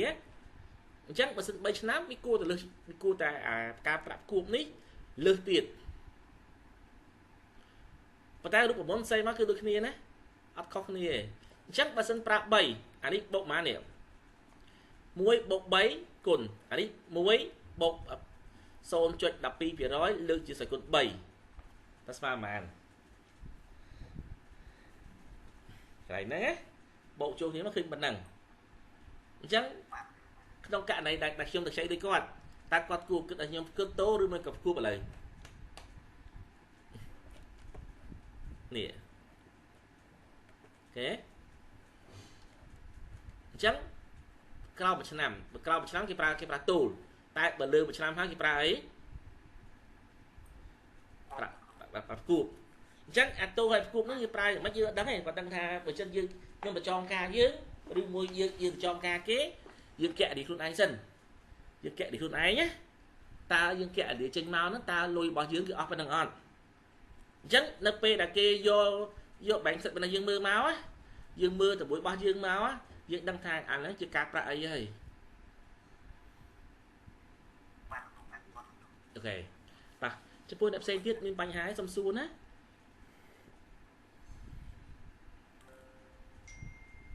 ខ្ញុំនិយាយត្រង់ម៉ាត់ហ្មងណាសម្រាប់វីដេអូដែលដាក់ចូលក្រុមណាខ្ញុំគិតថាប្រហែលជានិស្សិតដែលគាត់មើលអត់មានចំនួនតិចទេអញ្ចឹងហើយបានជាខ្ញុំចង់ឲ្យគាត់សួរខ្ញុំនៅក្នុងថ្នាក់បណ្ដោយទៅព្រោះមូលហេតុអីបាននិយាយអញ្ចឹងទី1ស្រុកខ្មែរយើងប្រវត្តិជាងគេប្រើទូរស័ព្ទដែលមានទំហំទូចយ៉ាងម៉េច storage ទូចដល់ពេល storage ទូចដូចថាឥឡូវគាត់និយាយ5គ្រូណា5គ្រូស្មើជាមួយនឹង5គ្រូអនឡាញទាំង5ហើយបើគ្រូអនឡាញទាំង5អនឡាញហើយ ស៊ីអ៊ីនធឺណិតភាសាហើយត្រូវតម្លាក់ចូល Telegram គាត់ download មើលបន្តទៀតអញ្ចឹងគាត់ស៊ីអស់បន្តទៀតអញ្ចឹងបើសរុបទៅគឺមានថាអ៊ីនធឺណិតបើគាត់បញ្ចូលលុយតាមទូរស័ព្ទមួយអាទិត្យ$1អត់គ្រាន់ទេ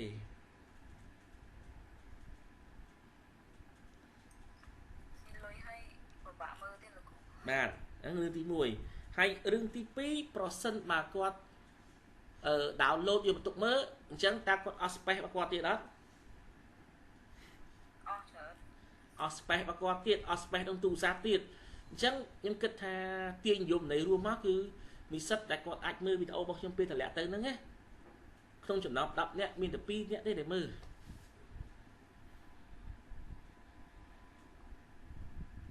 ខ្ញុំគិតថាចាំបាច់ណាព្រោះណាពេលខ្លះអ៊ីនធឺណិតខ្សោយអីទៅបានរត់តម្លាក់មកមើលអានឹងឡើងវិញវាស្រួលបាទអានឹងស្រួលចឹងដែរអានឹងរឿងពេលអំឡុងពេលដែលយើងធ្វើការផងរៀនផងចឹងបាទខ្ញុំយល់ស្រួលតែគាត់ថាដល់ពេលកិច្ចកាក់វារៀនច្រើនទៅកពេក5គ្រូអញ្ចឹងមួយអាទិត្យមកវីដេអូ5គ្រូអញ្ចឹង15វីដេអូគុណនឹង5លេង75វីដេអូបើកមកសិត1ម៉ោងមួយសិត1ម៉ោងជាងឡើងមើលអត់អីលោកមួយថ្ងៃមើលម្ដងពេលធ្វើកាត់ចប់តែមើលបន្តអាហ្នឹងរឿងពិតទេបាទខ្ញុំថាចាំមកកន្លែងស្ដាប់បានបាទយល់អាហ្នឹងរឿងពិតទេថាមានថាចំដូចវាលេងថាមកគ្រូ15វីដេអូហើយលេង5គ្រូលេង75វីដេអូមើលណាចោលណាទៅតាអញ្ចឹងយើងបន្តកាយមកយើងទៀតនេះគឺជារូបរបស់គេដែលគេប្រើជាមួយនឹងការប្រាក់តូលហើយនឹងការប្រាក់គួបហើយក្នុងមេរៀននេះអាឡៃរូបនេះរូបនឹងគេគូអញ្ចឹងតាអញ្ចឹងមេរៀនខ្ញុំកាត់ខ្លីៗខ្ញុំកាត់ច្រើនទៀតទេព្រោះហេតុអីមេរៀននេះរៀនច្រើនទៀតកាន់តែពុកកាន់តែវល់ជាងទៀតហើយព្រោះកាន់តែឆ្ងាយអាមេរៀននេះកាន់តែពិបាកទៅហើយយើងសោះពេលដូចជាសោះពេលគិតថាថ្ងៃនេះសប្តាហ៍ទី8តែទី8អញ្ចឹងចូលដល់ចិននេះគឺចង់ឈប់អស់ខាត់អស់មួយឯងអញ្ចឹងវាអស់2បាត់ហើយអញ្ចឹងគឺសល់ពេលតែ5ដងទៀតទេហើយយើងសល់មេរៀនច្រើនណាស់មេរៀនហ្នឹងសល់ច្រើនទៀតអញ្ចឹងត្រូវរៀនកាត់ខ្លះព្រោះតែអញ្ចឹងទេបើតាម flow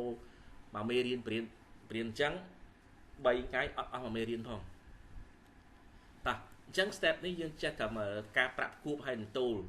ហើយខ្ញុំចូលទៅមេរៀនថ្មីមួយទៀតដោយសារមេរៀនហ្នឹងវាច្រើនពេកនេះកន្លែងនេះដោយសារមេរៀនខ្ញុំធ្វើទៅអស់ហើយដោយសារជាกระดาษដែលខ្ញុំធ្វើជាกระดาษហ្នឹងវាតទៀតណាវាច្រើនណាស់វានៅមានច្រើនទៀតអញ្ចឹងវាច្រើនមែនតើវាកាន់តែជឿក្បាលទៅហើយអញ្ចឹងខ្ញុំសុំកាត់ត្រឹមហ្នឹងព្រោះទៅមុខទៀតនិស្សិតតិចតែតាមឡើងមិនទាន់ហើយបើសិនជាគាត់អត់ជួបអត់ធ្វើខាងធនាគារទៀតអាហ្នឹងរត់ទៅមែនតើហើយតោះអញ្ចឹងខ្ញុំចូលទៅក្នុងមេរៀននេះគឺជាមេរៀនសបាយអត់ជឿក្បាលទេមេរៀននេះ step មួយនេះប៉ុន្តែមេរៀននេះសុំយល់តិចណាមេរៀននេះមេរៀនក្រោយនេះខ្ញុំអត់វិខទេខ្ញុំ skip ត្រឹមហ្នឹងមកព្រោះមេរៀនក្រោយនេះគឺវាសុទ្ធសឹងតែជាការសិក្សាលើលបែងច្រើនពេកមូលដ្ឋានគ្រឹះរបស់លបែងណានេះមេរៀនមួយនេះជាមេរៀនរបស់មូលដ្ឋានគ្រឹះរបស់លបែងអញ្ចឹងកន្លែងនេះខ្ញុំអត់ចង់ខ្ញុំផាយបិទ record ទៅនឹងឡើយ record ណាបើមិនចឹងទេគឺខ្ញុំអត់បញ្យល់ច្រើនហ្មងតោះកន្លែងហ្នឹងមេរៀនថ្មីដែលត្រូវរៀននេះ probability ហើយ probability នេះបើសិនជាគេនិយាយចំទៅមាន2ប្រភេទសម្រាប់អ្នកគណនេយ្យដែលគេវិភាគលើគណនេយ្យនិងមួយទៀតគេវិភាគនៅលើ marketing ហើយនឹងមួយទៀតគឺសម្រាប់អ្នកប្រើ programming IT តោះណាមួយសម្រាប់គណនេយ្យមួយសម្រាប់marketing និងមួយទៀតសម្រាប់អ្នក IT អញ្ចឹង probability ដែលខ្ញុំបរៀននេះមាន3ក្នុង3ប៉ុន្តែក្នុងមេរៀនដែលខ្ញុំមើលនៅតាមសភៅមើលតាមបណ្ណាល័យដែលខ្ញុំតាមដើរទៅមើលសភៅភាគច្រើនឃើញគេសរសេរនៅលើ marketing ភាគច្រើនណាភាគច្រើនខ្ញុំឃើញគ្រូគេសរសេរលើ marketing គេអត់សូវសរសេរនៅលើគណនេយ្យទេព្រោះហេតុអីបើតាមគិតខ្លួនឯងណាវាពិបាកវិភាគនៅលើគណនេយ្យប៉ុន្តែបើសិនជាសរសេរនៅលើបោះ របស់កណន័យហ្មងអាហ្នឹងតរគ្រូកណន័យយកមកបរៀនហ្មងបានទៅរួចពូពាក្យខ្លះគ្រូដតេទៀតយើងដូចខ្ញុំអញ្ចឹងអាចយល់អាចតែមិនយល់ទេប៉ុន្តែឲ្យស៊ីជម្រៅលំឲ្យបញ្យល់លំអិតទៅសិស្សវិញគឺអត់អាចទៅរួចទេដោយសារវាតកតងជាមួយនឹងកណន័យអញ្ចឹងវិភាគដែលខ្ញុំប្រើរាល់ថ្ងៃនេះដែលខ្ញុំឃើញគេប្រើច្រើនបំផុតគឺលើ marketing ដោយសារហេតុអីទី1គ្រូដែលបរៀនគាត់ទោះបីជាគាត់មិនមានជំនាញហ្នឹងក៏គាត់អាចបរៀនបានគាត់អាចបញ្យល់បានប៉ុន្តែសម្រាប់វិភាគដែរប៉ុន្តែវិភាគនៅលើកណន័យអាហ្នឹងអត់បានទេអញ្ចឹងវិភាគលើកណន័យមាននេះខ្លះ probability មាននេះខ្លះទី1មាន average មាន mean មាន max តោះណាគេប្រើច្រើនគេ mean make average mean make average ដែលគេវិភាគច្រើនបំផុតនៅលើកណន័យដែលគេសេប្រព័ន្ធនៅលើ Excel តោះណាអូខេអញ្ចឹងនិយមន័យរួមក្នុង probability នៅក្នុង probability នេះខ្ញុំមានលំហាត់មួយលំហាត់នៅចុងណានេះលំហាត់នេះលំហាត់មួយនេះខ្ញុំមានលំហាត់មួយហ្នឹងដែលខ្ញុំបើថាលំហាត់ទាំងអស់នេះខ្ញុំសម្រាយឲ្យទាំងអស់ណាប៉ុន្តែអាមួយនេះអត់សម្រាយទេដោយសារអាមួយហ្នឹងគឺខ្ញុំដាក់ទុកសម្រាប់ midterm ទុកឲ្យនិស្សិតគាត់រៀនខ្លួនឯងតើចេញចម្លើយប្រមាណអាមួយហ្នឹងចុងក្រោយណាតានិយមន័យបើគេបោះក្របលុកលាក់មួយតើព្រឹត្តិការណ៍ដែលអាចកើតឡើងមាន6ករណីក្របលុកលាក់នៅខ្មែរយើងហៅគេហ្នឹងហៅប៉ោងនៅស្រុកចិនគេហៅលុកលាក់នៅក្នុងភាសារបស់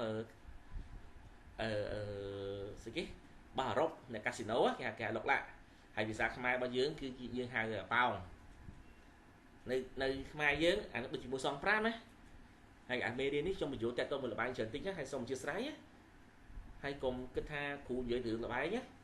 កន្លែងនេះសូមអធិស្ឋានទាំងអស់គ្នាមុនដោយសារមេរៀននេះគឺគេតទៅមួយព្រឹត្តិការណ៍នៅលើការភ្នាល់នឹងច្រើនណាស់អញ្ចឹងសង្ឃឹមអ្នកទាំងអស់គ្នានឹងយល់ពីអ្វីក្នុងការបញ្យល់មេរៀនហើយកុំគិតថាគ្រូនឹងព្យាយាមបញ្យល់ឲ្យសិស្សឲ្យទៅរកហ្នឹងសូមបញ្ជាក់កន្លែងហ្នឹងណាអូខេតោះអញ្ចឹងបើសិនជាយើងគិតលើព្រឹត្តិការណ៍សួរសិនខ្លួនទៅច្បាស់បាទឥឡូវខ្ញុំបញ្យល់ឡើងហ្នឹងតាមខ្ញុំបញ្យល់ឲ្យយល់ម្ដងមួយបាទតោះអញ្ចឹងទីអាចអូសំឡេងនោះអត់អីបើសិនជាស្ដាច់ខ្ញុំមានវីដេអូ record មួយទៀតអញ្ចឹងវីដេអូ record នេះគឺវាជួយបន្តទៀតអាហ្នឹងតាអញ្ចឹងខ្ញុំសូមបញ្យល់តិចប្រសិនបើអ្នកទាំងអស់គ្នាប្រើគេ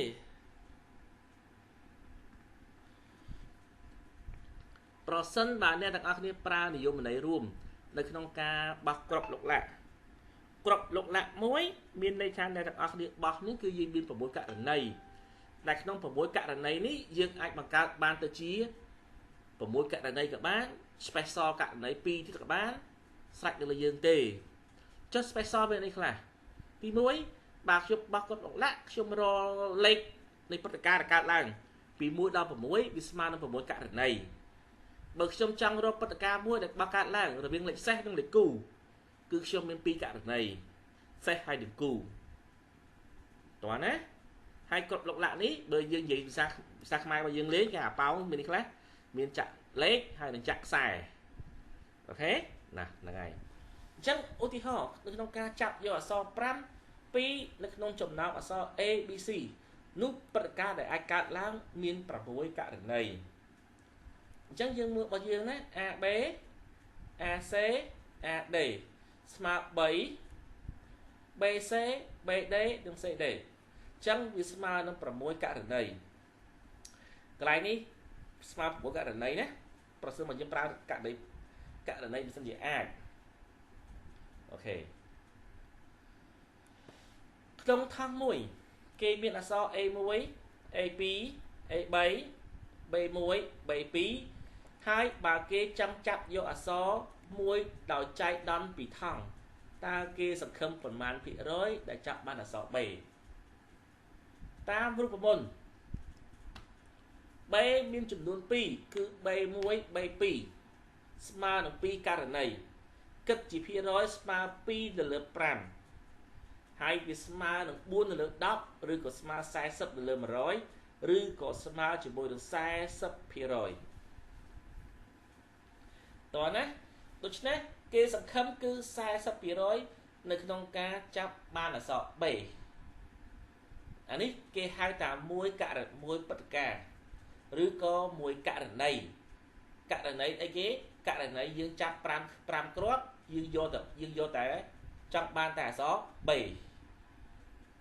ករណីទី2នៅ step បន្ទាប់ប្រសិនបើយើងចាប់អក្សរ A B C A B ហ្នឹងណាតើបើសិនជាចាប់ហើយដកវិញនិងចាប់ហើយមិនដកវិញគេហៅថាព្រឹត្តិការណ៍បន្ទាប់ឥឡូវនេះយើងរៀនក្នុងព្រឹត្តិការណ៍តែមួយលើកទេគឺភាគរយណាអូខេកន្លែងនេះខ្ញុំធ្លាប់និយាយមួយសិស្សថ្នាក់អនថ្នាក់បរិញ្ញាបត្រណាខ្ញុំសួរសិស្សមនុស្សយើងមានវិញ្ញាណប្រមាណសិស្សក៏ឆ្លើយឡើងថាមានវិញ្ញាណ6ប៉ុន្តែខ្ញុំថាវិញ្ញាណ6អត់ត្រូវទេសម្រាប់មនុស្សទូទៅមានវិញ្ញាណត្រឹមតែ6ទេសម្រាប់បុគ្គលដែលញៀនលបែងមានវិញ្ញាណដល់ទៅ8មានអ្នកណាគេត្រូវទេវិញ្ញាណទី7យើងវិញ្ញាណទី8គឺជាស្អីអាចទីត្រូវអត់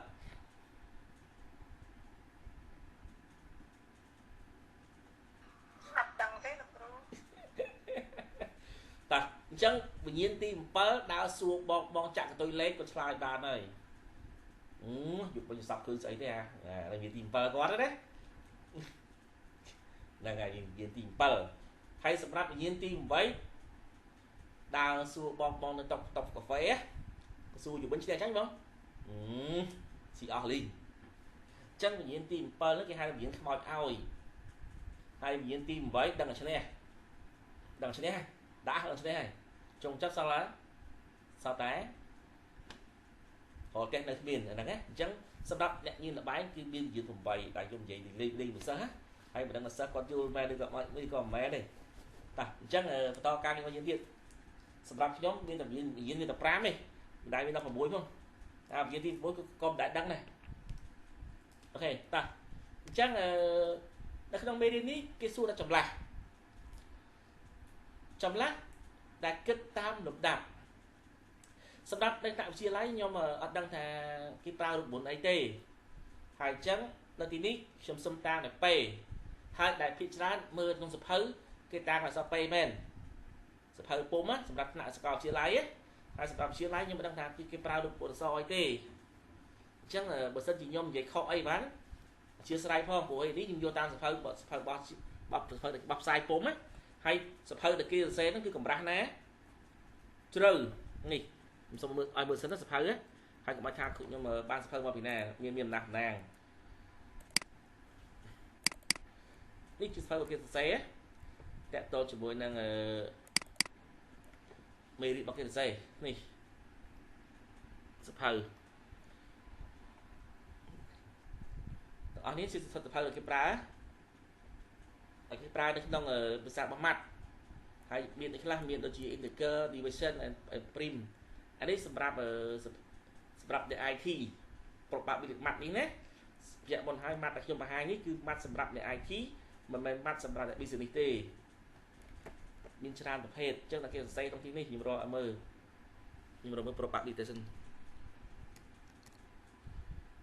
probability អត់មានទេនេះ probability នេះក្នុងមេរៀន probability គេបញ្យល់នេះមានច្រើនជាងទៀតគេច្បាស់បែបផ្សេងណាមានរូបមន្តផ្សេងច្រើនទីនេះគឺ probability មានច្រើនរបស់គេតែគេសរសេរមានរូបមន្តរបស់គេហើយក្នុងមានច្រើនតែខ្ញុំអត់ដឹងថាមានស្អីខ្លះទេសិតនឹងចៃរូបមន្តគេទៅប្រើនេះមាន algorithm នេះគេរៀននៅលើការវិភាគការគិតបែបបណ្ឌិតអានេះបែបបណ្ឌិត algorithm នេះបែបបណ្ឌិតទូទៅមេរៀនរបស់គេនេះហើយគេមានតកតជាមួយដូចជារបស់មាន count ហើយមាន set មាន function មាន relationship អានេះសុទ្ធសឹងតែជារបស់ផ្នែកគេហៅថាសម្រាប់ IT ដែរអានេះមេរៀនទី3នេះមាន set នេះគឺជាប្រព័ន្ធសំណុំដែលគេប្រើសម្រាប់ការសរសេរកូដហើយrelationship នេះគេប្រើនៅក្នុងទម្រង់ database តែគេគ្រប់គ្រងនៅលើអ្វីមួយហ្នឹងនឹងហាងមួយគ្រប់ទិន្នន័យបានតែខ្លះមានខ្លះគេប្រើនៅទីនេះហើយមានច្រើនណាមាន function មាន popular មាន sting ច្រើនต้องមានច្រើនមែនតើហើយមិនដឹង matrix នេះក៏ត្រូវរៀនដែរ matrix កន្លែងនេះ matrix MN នេះ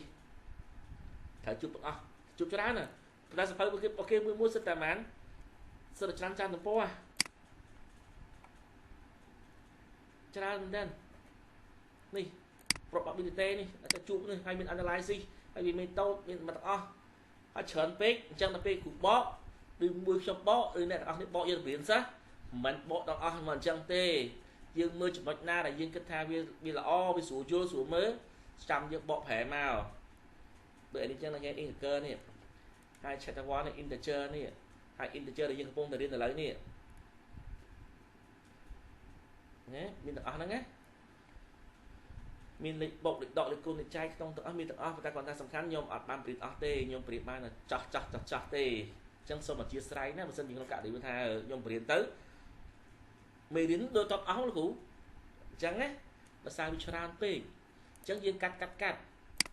ញ្ចឹងសូមអធិស្ឋានកន្លែងហ្នឹងណាបើសិនជាអ្នកអត់ឃើញនៅមេរៀនរបស់ខ្ញុំលោកគ្រូមេរៀនរបស់លោកគ្រូមិនខ្លីៗមែនអានោះសូមបញ្ជាក់មុនតោះអញ្ចឹងតាមប្រមុនពេកន្លែងនេះfactorial ខ្ញុំសុំអត់អានទេណាកន្លែង factorial នេះខ្ញុំអត់សុំអត់អានទេហើយមានមូលហេតុដែលយើងមិនអានកន្លែង factorial នេះខ្ញុំអត់អាន factorial ទេខ្ញុំអានធម្មតាហ្មងតោះp n ស្មើនឹង n ទៅលើ n ដល់ o អញ្ចឹងយើងមានប្រមាណគេចង់ចម្លាស់2នេះ2និង5អញ្ចឹង5 random របស់យើងយក2 random ណាក្នុង random យក2អញ្ចឹងប្រសិនបើយើងប្រើរូបមន្តបែបនេះអញ្ចឹង p ស្មើ5នៅលើ5ដក2យើងស្មើជាមួយនឹង5នៅលើ3នេះ5ដក2ស្មើ3អញ្ចឹងគេសរសេរ1 2 3 4 5ចំនួន switch យើងអាចកន្លែងនេះបើសិនជាយើងហៅថា switch ក៏បានយើងហៅ factorial ក៏បានដែរអញ្ចឹង5 switch គឺស្មើនឹង1 2 3 4 5ហើយអានេះ3 switch គឺស្មើនឹង1 2 3យើងហៅអញ្ចឹងក៏បានយើងហៅមិនក៏បានចិត្តយើងណាអញ្ចឹងចម្លើយរបស់យើងគឺស្មើប៉ុន្មានស្មើនឹង20អញ្ចឹង20ករណីតោះអញ្ចឹង20ហ្នឹងស្អីយ៉ាងម៉េចបានឃើញ20កណនីចេញប៉ុន្តែដល់ទៅពេលឲ្យសិស្សសរសេរលោកតាលោកគ្រូសេអត់ចេញនឹងសេបិចបាន20ផង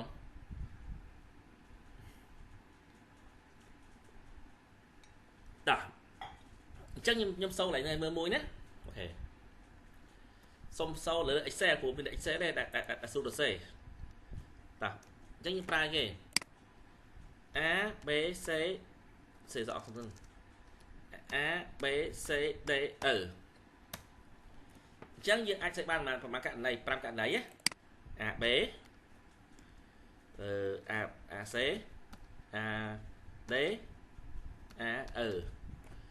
lại đi nè thì ta đi pram chứ như chắc bề ta bế bề xế từ một nát bề đế bề nắng bế spark pram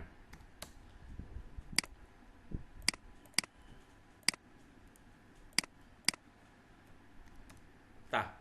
chất ta xây vào đồng xe đế xe xe xe á chỉ mùi nắng xe bể smart pram chất đề đề đề bé đề xe smart pram ở E ở B ở C thì mùi nó ở D smart pram slot smart nắng bập hầy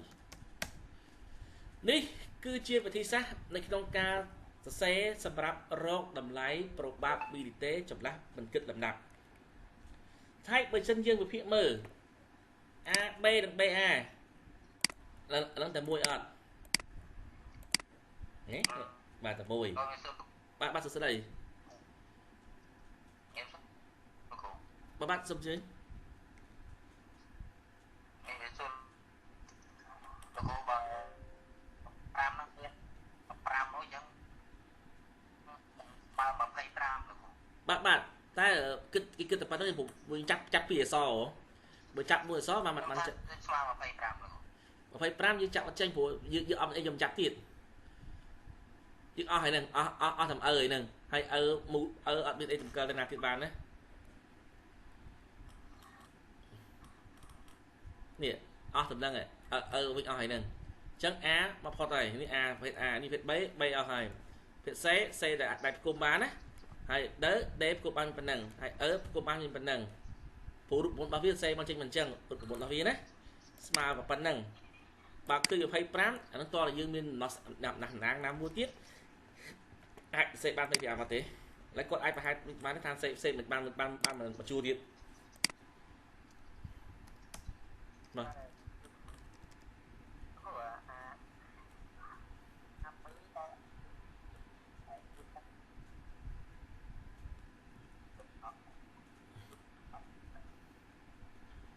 bác xong đong thị ban này thế các bạn xong chưa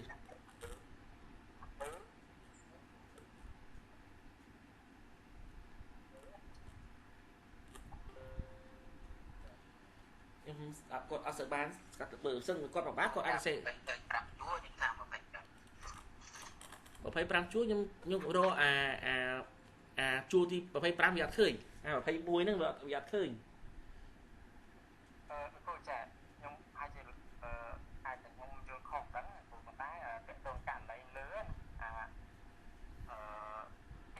đo từ nó là những trường học tới nhưng từ a b a c a d là a chắc hẳn nó phải buôn cản bạn buôn cản này đấy chẳng mà cạn này đọ buôn ra chính sao buôn ngày thời để hay cái bất bị thực ban phải ăn ta phải bắt chết nhiều vụ sống đâu bạn là buồn này môi bị buồn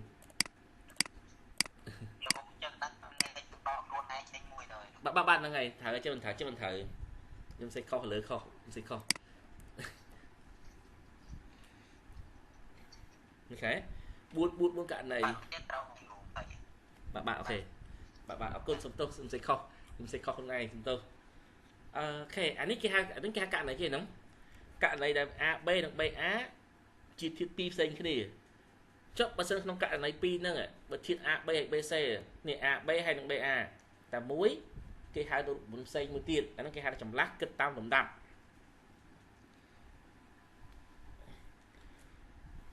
ok ta chắc nhom xong tờ một tiền nè cái lại nắng bởi thì sao một tiết đã cái ai pra nhì đang bật chắp bạch kệ đi được một môn procent bạc trong ao được một môn bạc trong tàng pi trong trong nó làm muối ở sò muối á bởi trong vô pi trong trong nó một muối ta chắp ban màn chắc cái này nó chắp cái xe được một bốn này giờ được xe vô mà cái này nhé lúc trên đúng không nè bà sân a b c d e thế chắp pi sò ban màn cái này buổi chắp pi sò á chắc kia tang đã vô rồi muối phí 7 4 5 6 và buổi á ok chắc bà xin vô bây giờ xó kia chạm xó trong khỏi nè trong khỏi nè đấy vô pi nó con trong nè vô pi con trong nè rất khơi chụp đúng là chạm ba này chắc bà xin vô bao nhiêu vô chia xó á 5 con của mỗi ban mán ban 30 thế chắc dương bạch ban 30 bạn bài nhé a b a c a ớ a d a ớ lại cái xong pha mùi được mùi ta lại ní muối pi 7 4 5 và mùi thấy nhé đi ban pram muối pi 7 4 5 và mùi trong số ban mán 30 toán á bạn ta chắc bà sân nhưng ai ước của bên cái này ta phố này nè trong phố lấy mũi đâm vậy đào kê trong chla dụ bây giờ so khó này lấy khó này ta kê chla ban vào bàn bài lấy lên nè đúng hát cái này mũi đâm vậy nè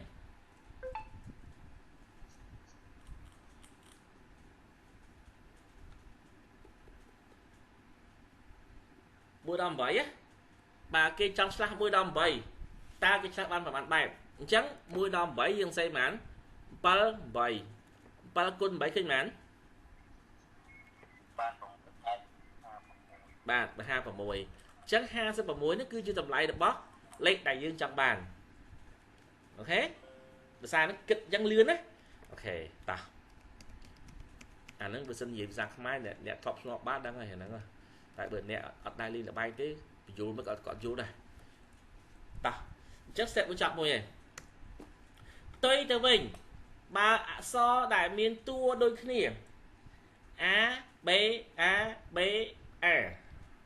ta kê chla ban phần màn bẹp chẳng a miền bay tua đôi khi b miền pi tua đôi khi không cả đàn này ní kê tra pra rùa môn mùi anh là alpha 1 do alpha 2 ok ta chắc pram là 3 mà pi chẳng môi pi 3 sầm rùa vào phía máu cứ smile được đọc bài này hết đọc bài toán đấy ok chẳng anh là lời kế alpha 1 do alpha 2 sầm rùa máu bạn đọc bài chẳng lồng hạt bữa lại toán ấy chẳng lồng hạt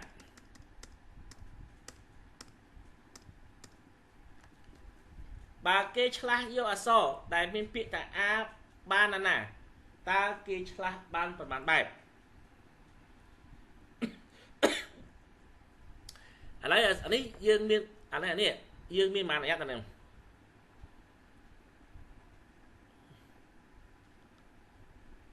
cái này miền màn nha chậm lái miền pi hay miền bảy ta miền màn này nha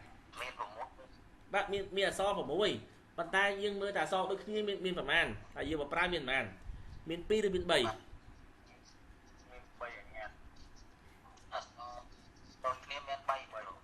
bạn miền bay tay dương pra bạn miền bay thời cho dương pra miền màn là so pra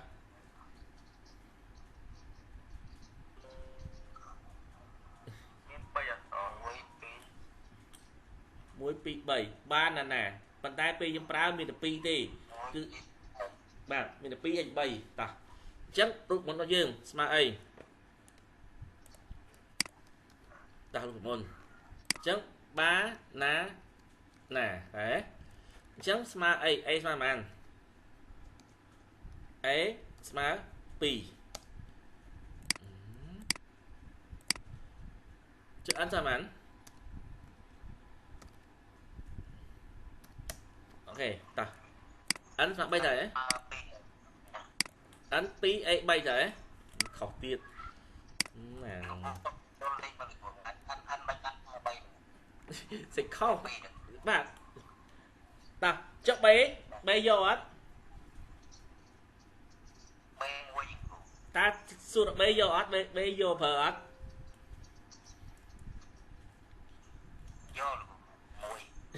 bắt tay muối bây mà muối cho muối chạy đây ba là cái muối mà chắc b này đi tôi xây các bạn mình tôi xây các bạn b đấy ok cái nữa đấy b nữa tôi xây các bạn mình xây các bạn chắc ăn hoa màn cho vào muối côn nằng pí côn nằng bấy côn nằng bún côn nằng pram côn nằng vào nó lừa màn muối côn nằng muối côn nằng muối côn nằng pí côn nằng muối côn nằng pí côn nằng 7 ta sập rùa khi mà ăn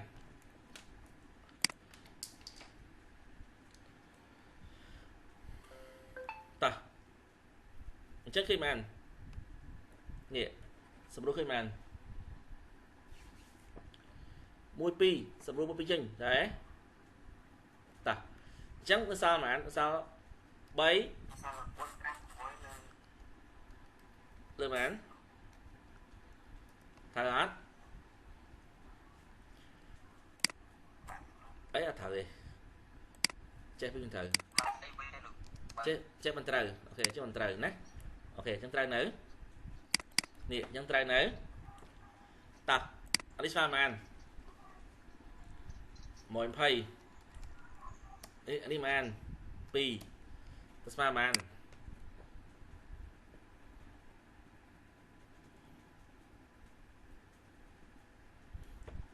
តោះស្មើប៉ុន្មានស្មើ60បែបបាទ60ប៉ុន្តែដល់ពេលទៅសេហើយសុយសេចេះជា60ទៅរូបមុនគឺ60ហើយប៉ុន្តែពេលទៅសេគឺ60អត់ពេលទៅសេ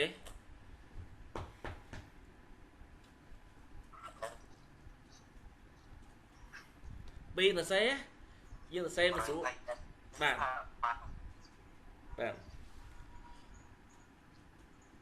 ទៅសេមកមហត់តោះអញ្ចឹងកន្លែងនេះបើសិនយើងដូរទៅជាអក្សរចេះវិញមិនត្រូវនេះហេដូរទៅអក្សរចេះវិញណាដូរមិនចេះវិញដាក់ចេះមិនត្រូវហេដាក់អញ្ចឹងមិនត្រូវជាងដាក់អញ្ចឹងហើយលុបអាណាមួយលុប A មួយចេញចេះបានយើងស្រួលប្រើបានគេស្រួលប្រើចិត្តបានចម្លើយបានបែបនេះមិនវាត្រូវឃើញទេអញ្ចឹងបានត្រូវ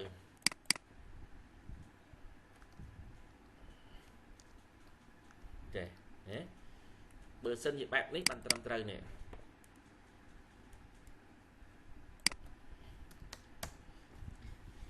អូខេ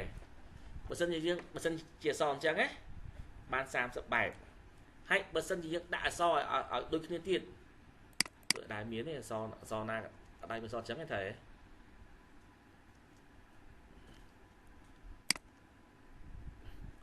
បើអញ្ចឹងណាអូខេ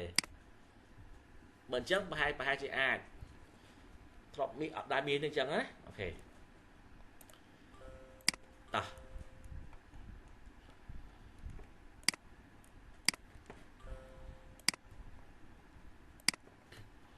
បន្សាំមិនគិតតាមលំដាប់បន្សាំជាចម្លាស់ដោយមិនគិតតាមលំដាប់នៃការឆ្លាស់ហេតុដូចនេះ AB និង BA ជាបន្សាំតែមួយបន្សាំតែមួយអញ្ចឹងគេបាននេះខ្លះគេផ្សំ2អក្សរនៅក្នុង5អក្សរ2អនៅក្នុង5អក្សរអូខេតែ2អអូខេ1 C N O នៅលើ n កតាឲ្យ o ដកឲ្យ n ដក o អញ្ចឹង c ស្មើ5 2ស្មើឲ្យ5នៅលើ2កតាឲ្យ5ដក2អញ្ចឹងវាស្មើជាមួយនឹង5នៅលើ2 3សម្រួលមកបាន10បែប10បែបណាតោះអញ្ចឹងលេខមិញដែលគេទៅសេមិញណានេះលេខមិញនេះ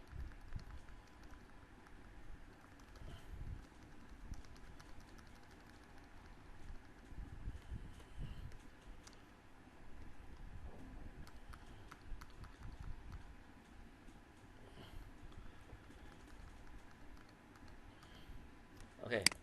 តោះអញ្ចឹងយើងមើលអាណាអក្សរតែមួយមើលអក្សរតែមួយណា AB តែមួយតោះ BE នេះមាន BE អត់អូខេ AB BA AC CA នេះតែមួយណាតោះ AD DA តែមួយ AE NEA តែមួយអូខេដាក់ដូចគ្នាតោះនេះ21ណាអូខេ21ហើយ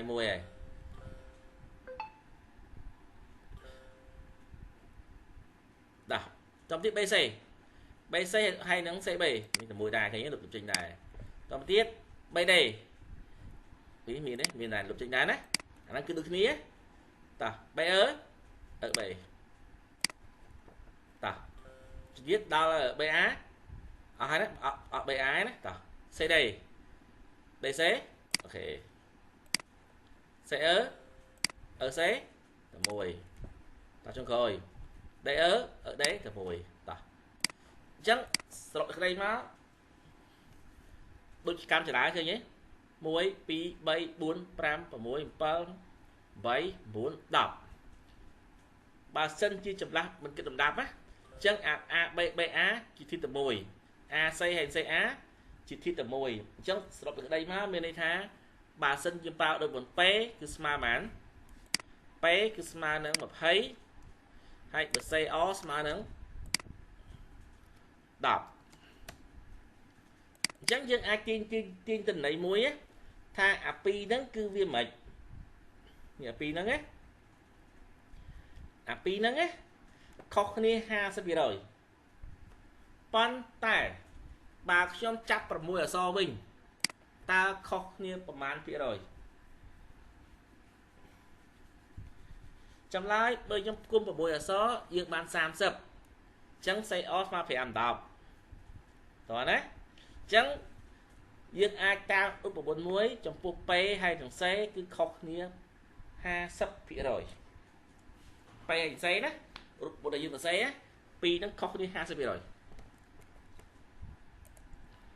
តោះអញ្ចឹងមើលកន្លែងនេះតទៀត probability នៃព្រឹត្តិការណ៍ដែលកើតឡើងករណីអាចលើករណីស្របករណីស្របចែកករណីអាចតោះឧបមាមួយ P បើគេបោះគ្រាប់ដុកលាក់មួយរក probab ដែលបោះបានលេខសេស1 2 3 4 5 6ឬក៏លេខសេសណាអូខេអញ្ចឹងករណីអាចស្មើប៉ុន្មានស្មើ6ហើយករណីស្របស្មើ3អញ្ចឹង P 3ទៅលើ6ស្មើឲ្យ 50% អញ្ចឹង 50% ដែលយើងលេងណាអានេះខ្ញុំសរសើរឃើញ World Cup អានេះខ្ញុំនិយាយខាងក្រៅហ្មងណា World Cup នៅពេលគេលេងប្រកួតបាល់ទាត់ World Cup ណាគេហៅប្រធានក្រុមមកចាប់កាក់ចាប់កាក់ហ្នឹងណាមានន័យថាប្រសិនបើយើងភ្នាល់វិញណាដែលយើងគិតថាយើងឈ្នះ 100% ណាប៉ុន្តែទីពិតបាន 100% ទេគឺបានតែ 50% ទេអញ្ចឹងចាញ់ 50 ឈ្នះ 50ដល់ពេលបោះកាក់ទៅមានរូបមនុស្សឬក៏អក្សរបើមិនយើងចាប់ណាបោះកាក់មួយយើងចាប់យ៉ាងមិនក៏ដោយក៏លទ្ធផលរបស់យើងបានតែ 50% ទេប៉ុន្តែការរំពឹងទុករបស់យើងដែលថាយើងថាឈ្នះណាឈ្នះរហូត 100% ប៉ុន្តែការរំពឹងទុកចេញមកគឺបានត្រឹមតែ 50% ទេឲ្យតន់ហ្នឹងណាតោះអញ្ចឹងយើងមើលផលបូក probability ក្នុងចំណោមសិស្ស100នាក់មានសិស្ស40នាក់ចេះអង់គ្លេសនិងសិស្ស8នាក់ចេះជប៉ុនផលបូកណាអញ្ចឹងគេអាចដឹងថាអ្នកចេះអង់គ្លេសជប៉ុនមានចំនួនប្រហែលអ្នកហើយសិស្សណាចេះទាំងពីរភាសាអង់គ្លេសនិងជប៉ុនអ្នកចេះអង់គ្លេសជប៉ុនមានប្រហែលអ្នក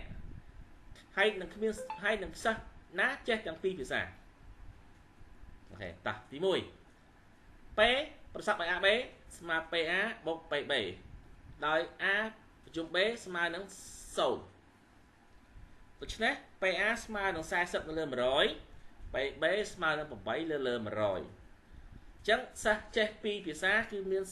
48នៅលើ100សិស្សដែលមិនចេះគឺមាន 52% សិស្សអត់រៀនណាអូខេ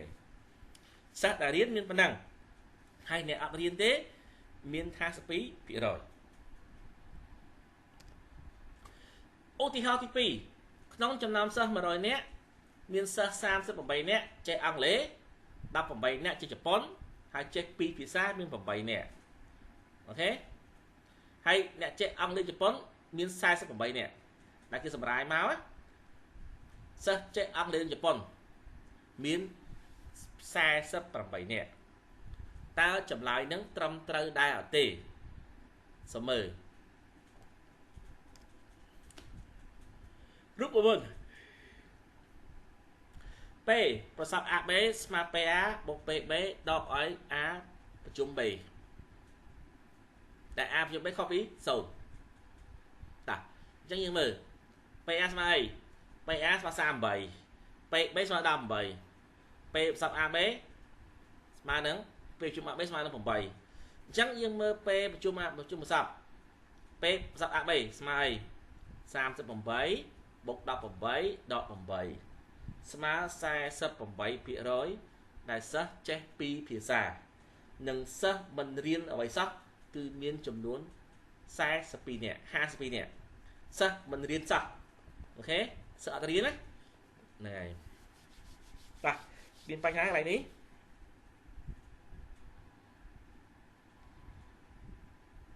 កន្លែងនេះមានបញ្ហាអត់អត់មានណាតាអញ្ចឹងខ្ញុំចូលទៅលំហាត់របស់ខ្ញុំវិញគេមានឃ្លីខ្មៅចំនួន6បើគេចាប់ម្ដងឃ្លី3តើគេឆ្លាស់បានប្រមាណបែប6យើងរាប់ខាងក្រោយមក4 5 6 4 5 6គឺស្មើនឹង120នៅលើម៉ាន120ណាអូខេបើគេមានឃ្លី6ហើយចាប់ម្ដង3តើគេឆ្លាស់បានប្រមាណបែបចម្លើយរបស់វាគឺស្មើនឹង120បែបហើយ120បែបនេះគឺចម្លើយវាគឺចម្លើយពិតណាហើយធ្វើម៉េចបានឃើញចម្លើយពិតអាចឲ្យបានកន្លែងនេះអញ្ចឹងគេយក5បំបែកជា5ជា6ផ្នែកឬក៏សេ6ផង u អញ្ចឹងគេបែកវាជា4ជា4ណាជា4 6ដងអញ្ចឹងក្នុងចំណោម4ចាប់3បាន5បែកមកហើយយកមកផ្គុំចូលគ្នាគេនឹងបានចម្លើយមួយគឺស្មើនឹង120បែប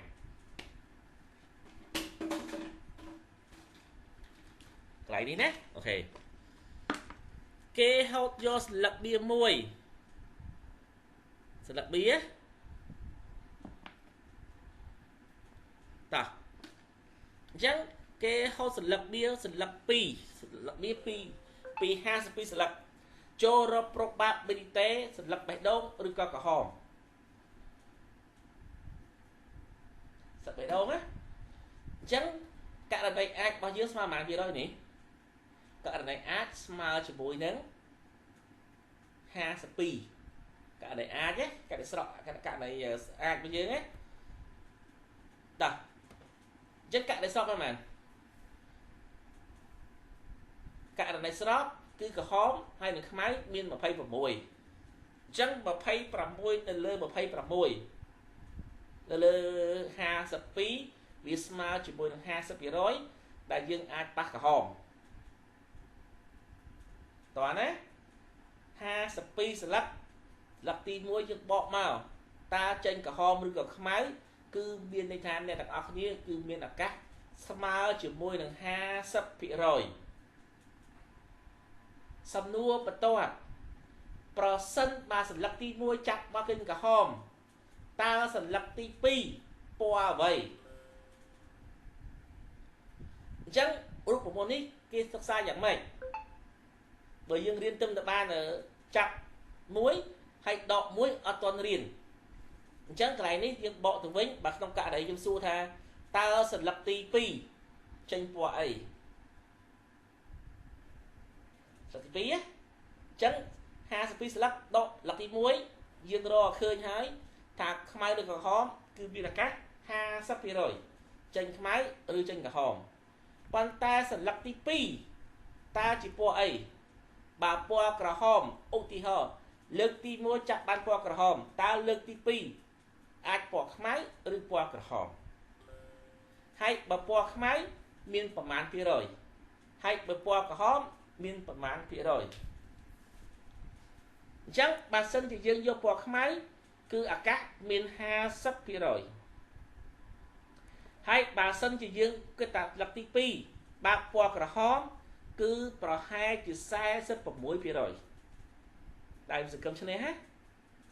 ចេញក្រហមណាអូខេដល់ពេលបើកមកក្រហមទៀតអញ្ចឹងគេសួរស្លឹកទី3តើជាពណ៌ក្រហមមានប្រមាណភាគរយហើយពណ៌ខ្មៅមានប្រមាណភាគរយចម្លើយពណ៌ខ្មៅនៅតែ50សំដៅពណ៌ខ្មៅនៅតែ50%ដដែលប៉ុន្តែពណ៌ក្រហមថយពី46ធ្លាក់មកដល់សល់ត្រឹមតែ42ឬក៏41%ណា ចឹងថយរហូតតោះចឹងយើងមើលប្រពន្ធគេផលគុណប្របាបនៃព្រឹត្តិការណ៍តាក់ទងគ្នាថងមួយមានអក្សរប្រមាណមានអក្សរ5តួដែល A មាន3តួអក្សរហើយ B មាន2តួអក្សរហើយគេចាប់យកអក្សរមួយដល់ចាប់យក2លើករកប្របាបចាប់បានអក្សរ A បន្ទាប់មកចាប់បានអក្សរ B កន្លែងនេះខ្ញុំបញ្យល់ទៅថ្នាក់ក្រុមព្រឹកឬក៏អ្នកថ្នាក់ដែលខ្ញុំធ្លាប់បរៀនមកខ្ញុំបញ្យល់គេថាពេលដែលបងអូនយកលុយទៅភ្នាល់បាល់ណាកន្លែងហ្នឹងគឺបងអូននេះគឺបងអូនផ្នាភ្នាល់រកមួយនេះអក្សរមួយហ្នឹងអញ្ចឹងខ្ញុំសួរបងអូនថាភាគរយដែលបងអូនសង្ឃឹមឈ្នះមានប្រហែលភាគរយគាត់គិតណាគាត់ថាលោកគ្រូប្រហែលជា100%ហើយអញ្ចឹងខ្ញុំបញ្យល់បងអូនណានៅក្នុងមេរៀននេះខ្ញុំប្រៀបនឹងផ្នែកណាយកអប្រៀបចង់និយាយថាពេលខ្ញុំប្រៀបបន្តខ្ញុំប្រៀបសិស្សណាក្នុងមេរៀននេះបងអូនកែរៀនយ៉ាងម៉េចបានឃើញបានឃើញ100%ក្នុងចម្លើយនៃការភ្នាល់បើសិនជាបងអូនចាក់ពីគូនៅពីគូរៀន A B យកពីគូចឹងអាពីគូនោះបើសិនបងអូនសង្ឃឹមឈ្នះគឺស្មើនឹង200%ដែលបងអូនមានសង្ឃឹមឈ្នះតែបានភាគរយមិនដល់30%ទេប៉ុន្តែ KC យើងដល់ទៅ170%វិញទៅហើយមេតែគេអាកាសឈ្នះយើងគឺ170នៅពេលដែលខ្ញុំសួរគាត់ចុះបើយើងចង់បានចាក់3គូតើ3គូនោះយើងសង្ឃឹមឈ្នះប្រហែលភាគរយគាត់ថាគ្រូខ្ញុំចាក់អាសាឈ្នះប្រហែលជាអាចសង្ឃឹមបាន100%នៅពេលដែលយើងបញ្យល់គាត់ទៅគឺគាត់ចាក់3គូភាគរយតែមេស៊ីគាត់គឺស្មើនឹង288%ដែលមេសង្ឃឹមឈ្នះហើយយើងសង្ឃឹមឈ្នះមេត្រឹមតែ12%ប៉ុណ្ណោះនៅក្នុងចំណោម300មិនមែន 100% ណាកន្លែងចាប់ច្រឡំណា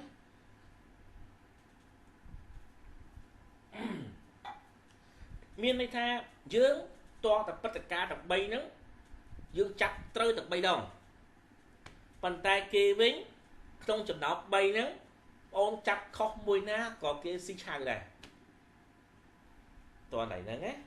អានេះគេព្រឹត្តិការណ៍កាត់ឡើងតោះមើលរូបមន្តករណីចាប់ហើយដាក់វិញ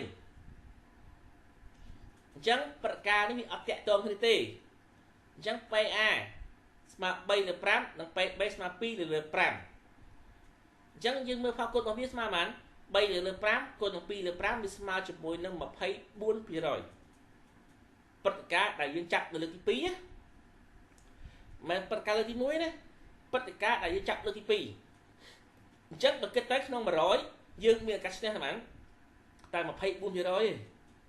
ទេKC 76ហើយសំណួរសួរថាបើចាប់3ដងអញ្ចឹងគេយើងសង្ឃឹមឈ្នះតែ10%ទេគេសង្ឃឹមឈ្នះ 90% រៀនមេរៀននេះហើយអ្នកលេងអនឡាញគួរដឹងខ្លួនក្នុងករណីចាប់ហើយមិនដាក់វិញព្រឹត្តិការណ៍តាក់ទងគ្នាលើកទី1 PA ស្មើ3លើ5លើកទី2 P ស្មើនឹង2លើ5ដក1អញ្ចឹងព្រឹត្តិការណ៍ទី2បើសិនជាចាប់ហើយមិនដាក់ចូលវិញទេគឺយើងមានសង្ឃឹមបានអក្សរ B ត្រឹមតែ 30% អក្សរ B មិញបើចាប់ហើយដាក់វិញ 24% ប៉ុន្តែបើសិនជាចាប់ហើយមិនដាក់វិញបាន 30%អញ្ចឹង probability បើចាប់លើកទី 1A លើកទី 2A ស្មើ 30% បើចាប់លើកទី 1B លើកទី 2A គឺមាន 30% ក្នុងករណីមួយបើចាប់យកអក្សរ B ទាំងពីរតួគឺស្មើតែ 10% ទេអញ្ចឹងនិយាយចំទៅរាល់ថ្ងៃនេះគឺយើងរាល់ថ្ងៃនេះគឺយើងលេងជាមួយនេះយើងផ្សងជាមួយហ្នឹងដែលគេស៊ីយើងអាកាសឈ្នះគឺស្ទើរតែគ្មានអាកាសហើយម្នាក់ខ្ញុំឃើញណាប្រឹងអត់មើលតផលជាពិសេសលេងឆ្នោតអានេះអ្នកលេងបាល់អាចសង្ឃឹមមក 10% ចំពោះអ្នកលេងឆ្នោតសង្ឃឹមមិនដល់ 1% ផងប៉ុន្តែមិនដឹងថាហេតុអ្វីបានជាគិតប្រជាជនខ្មែរយើងលេងច្រើនណាស់អាលេងឆ្នោតហ្នឹង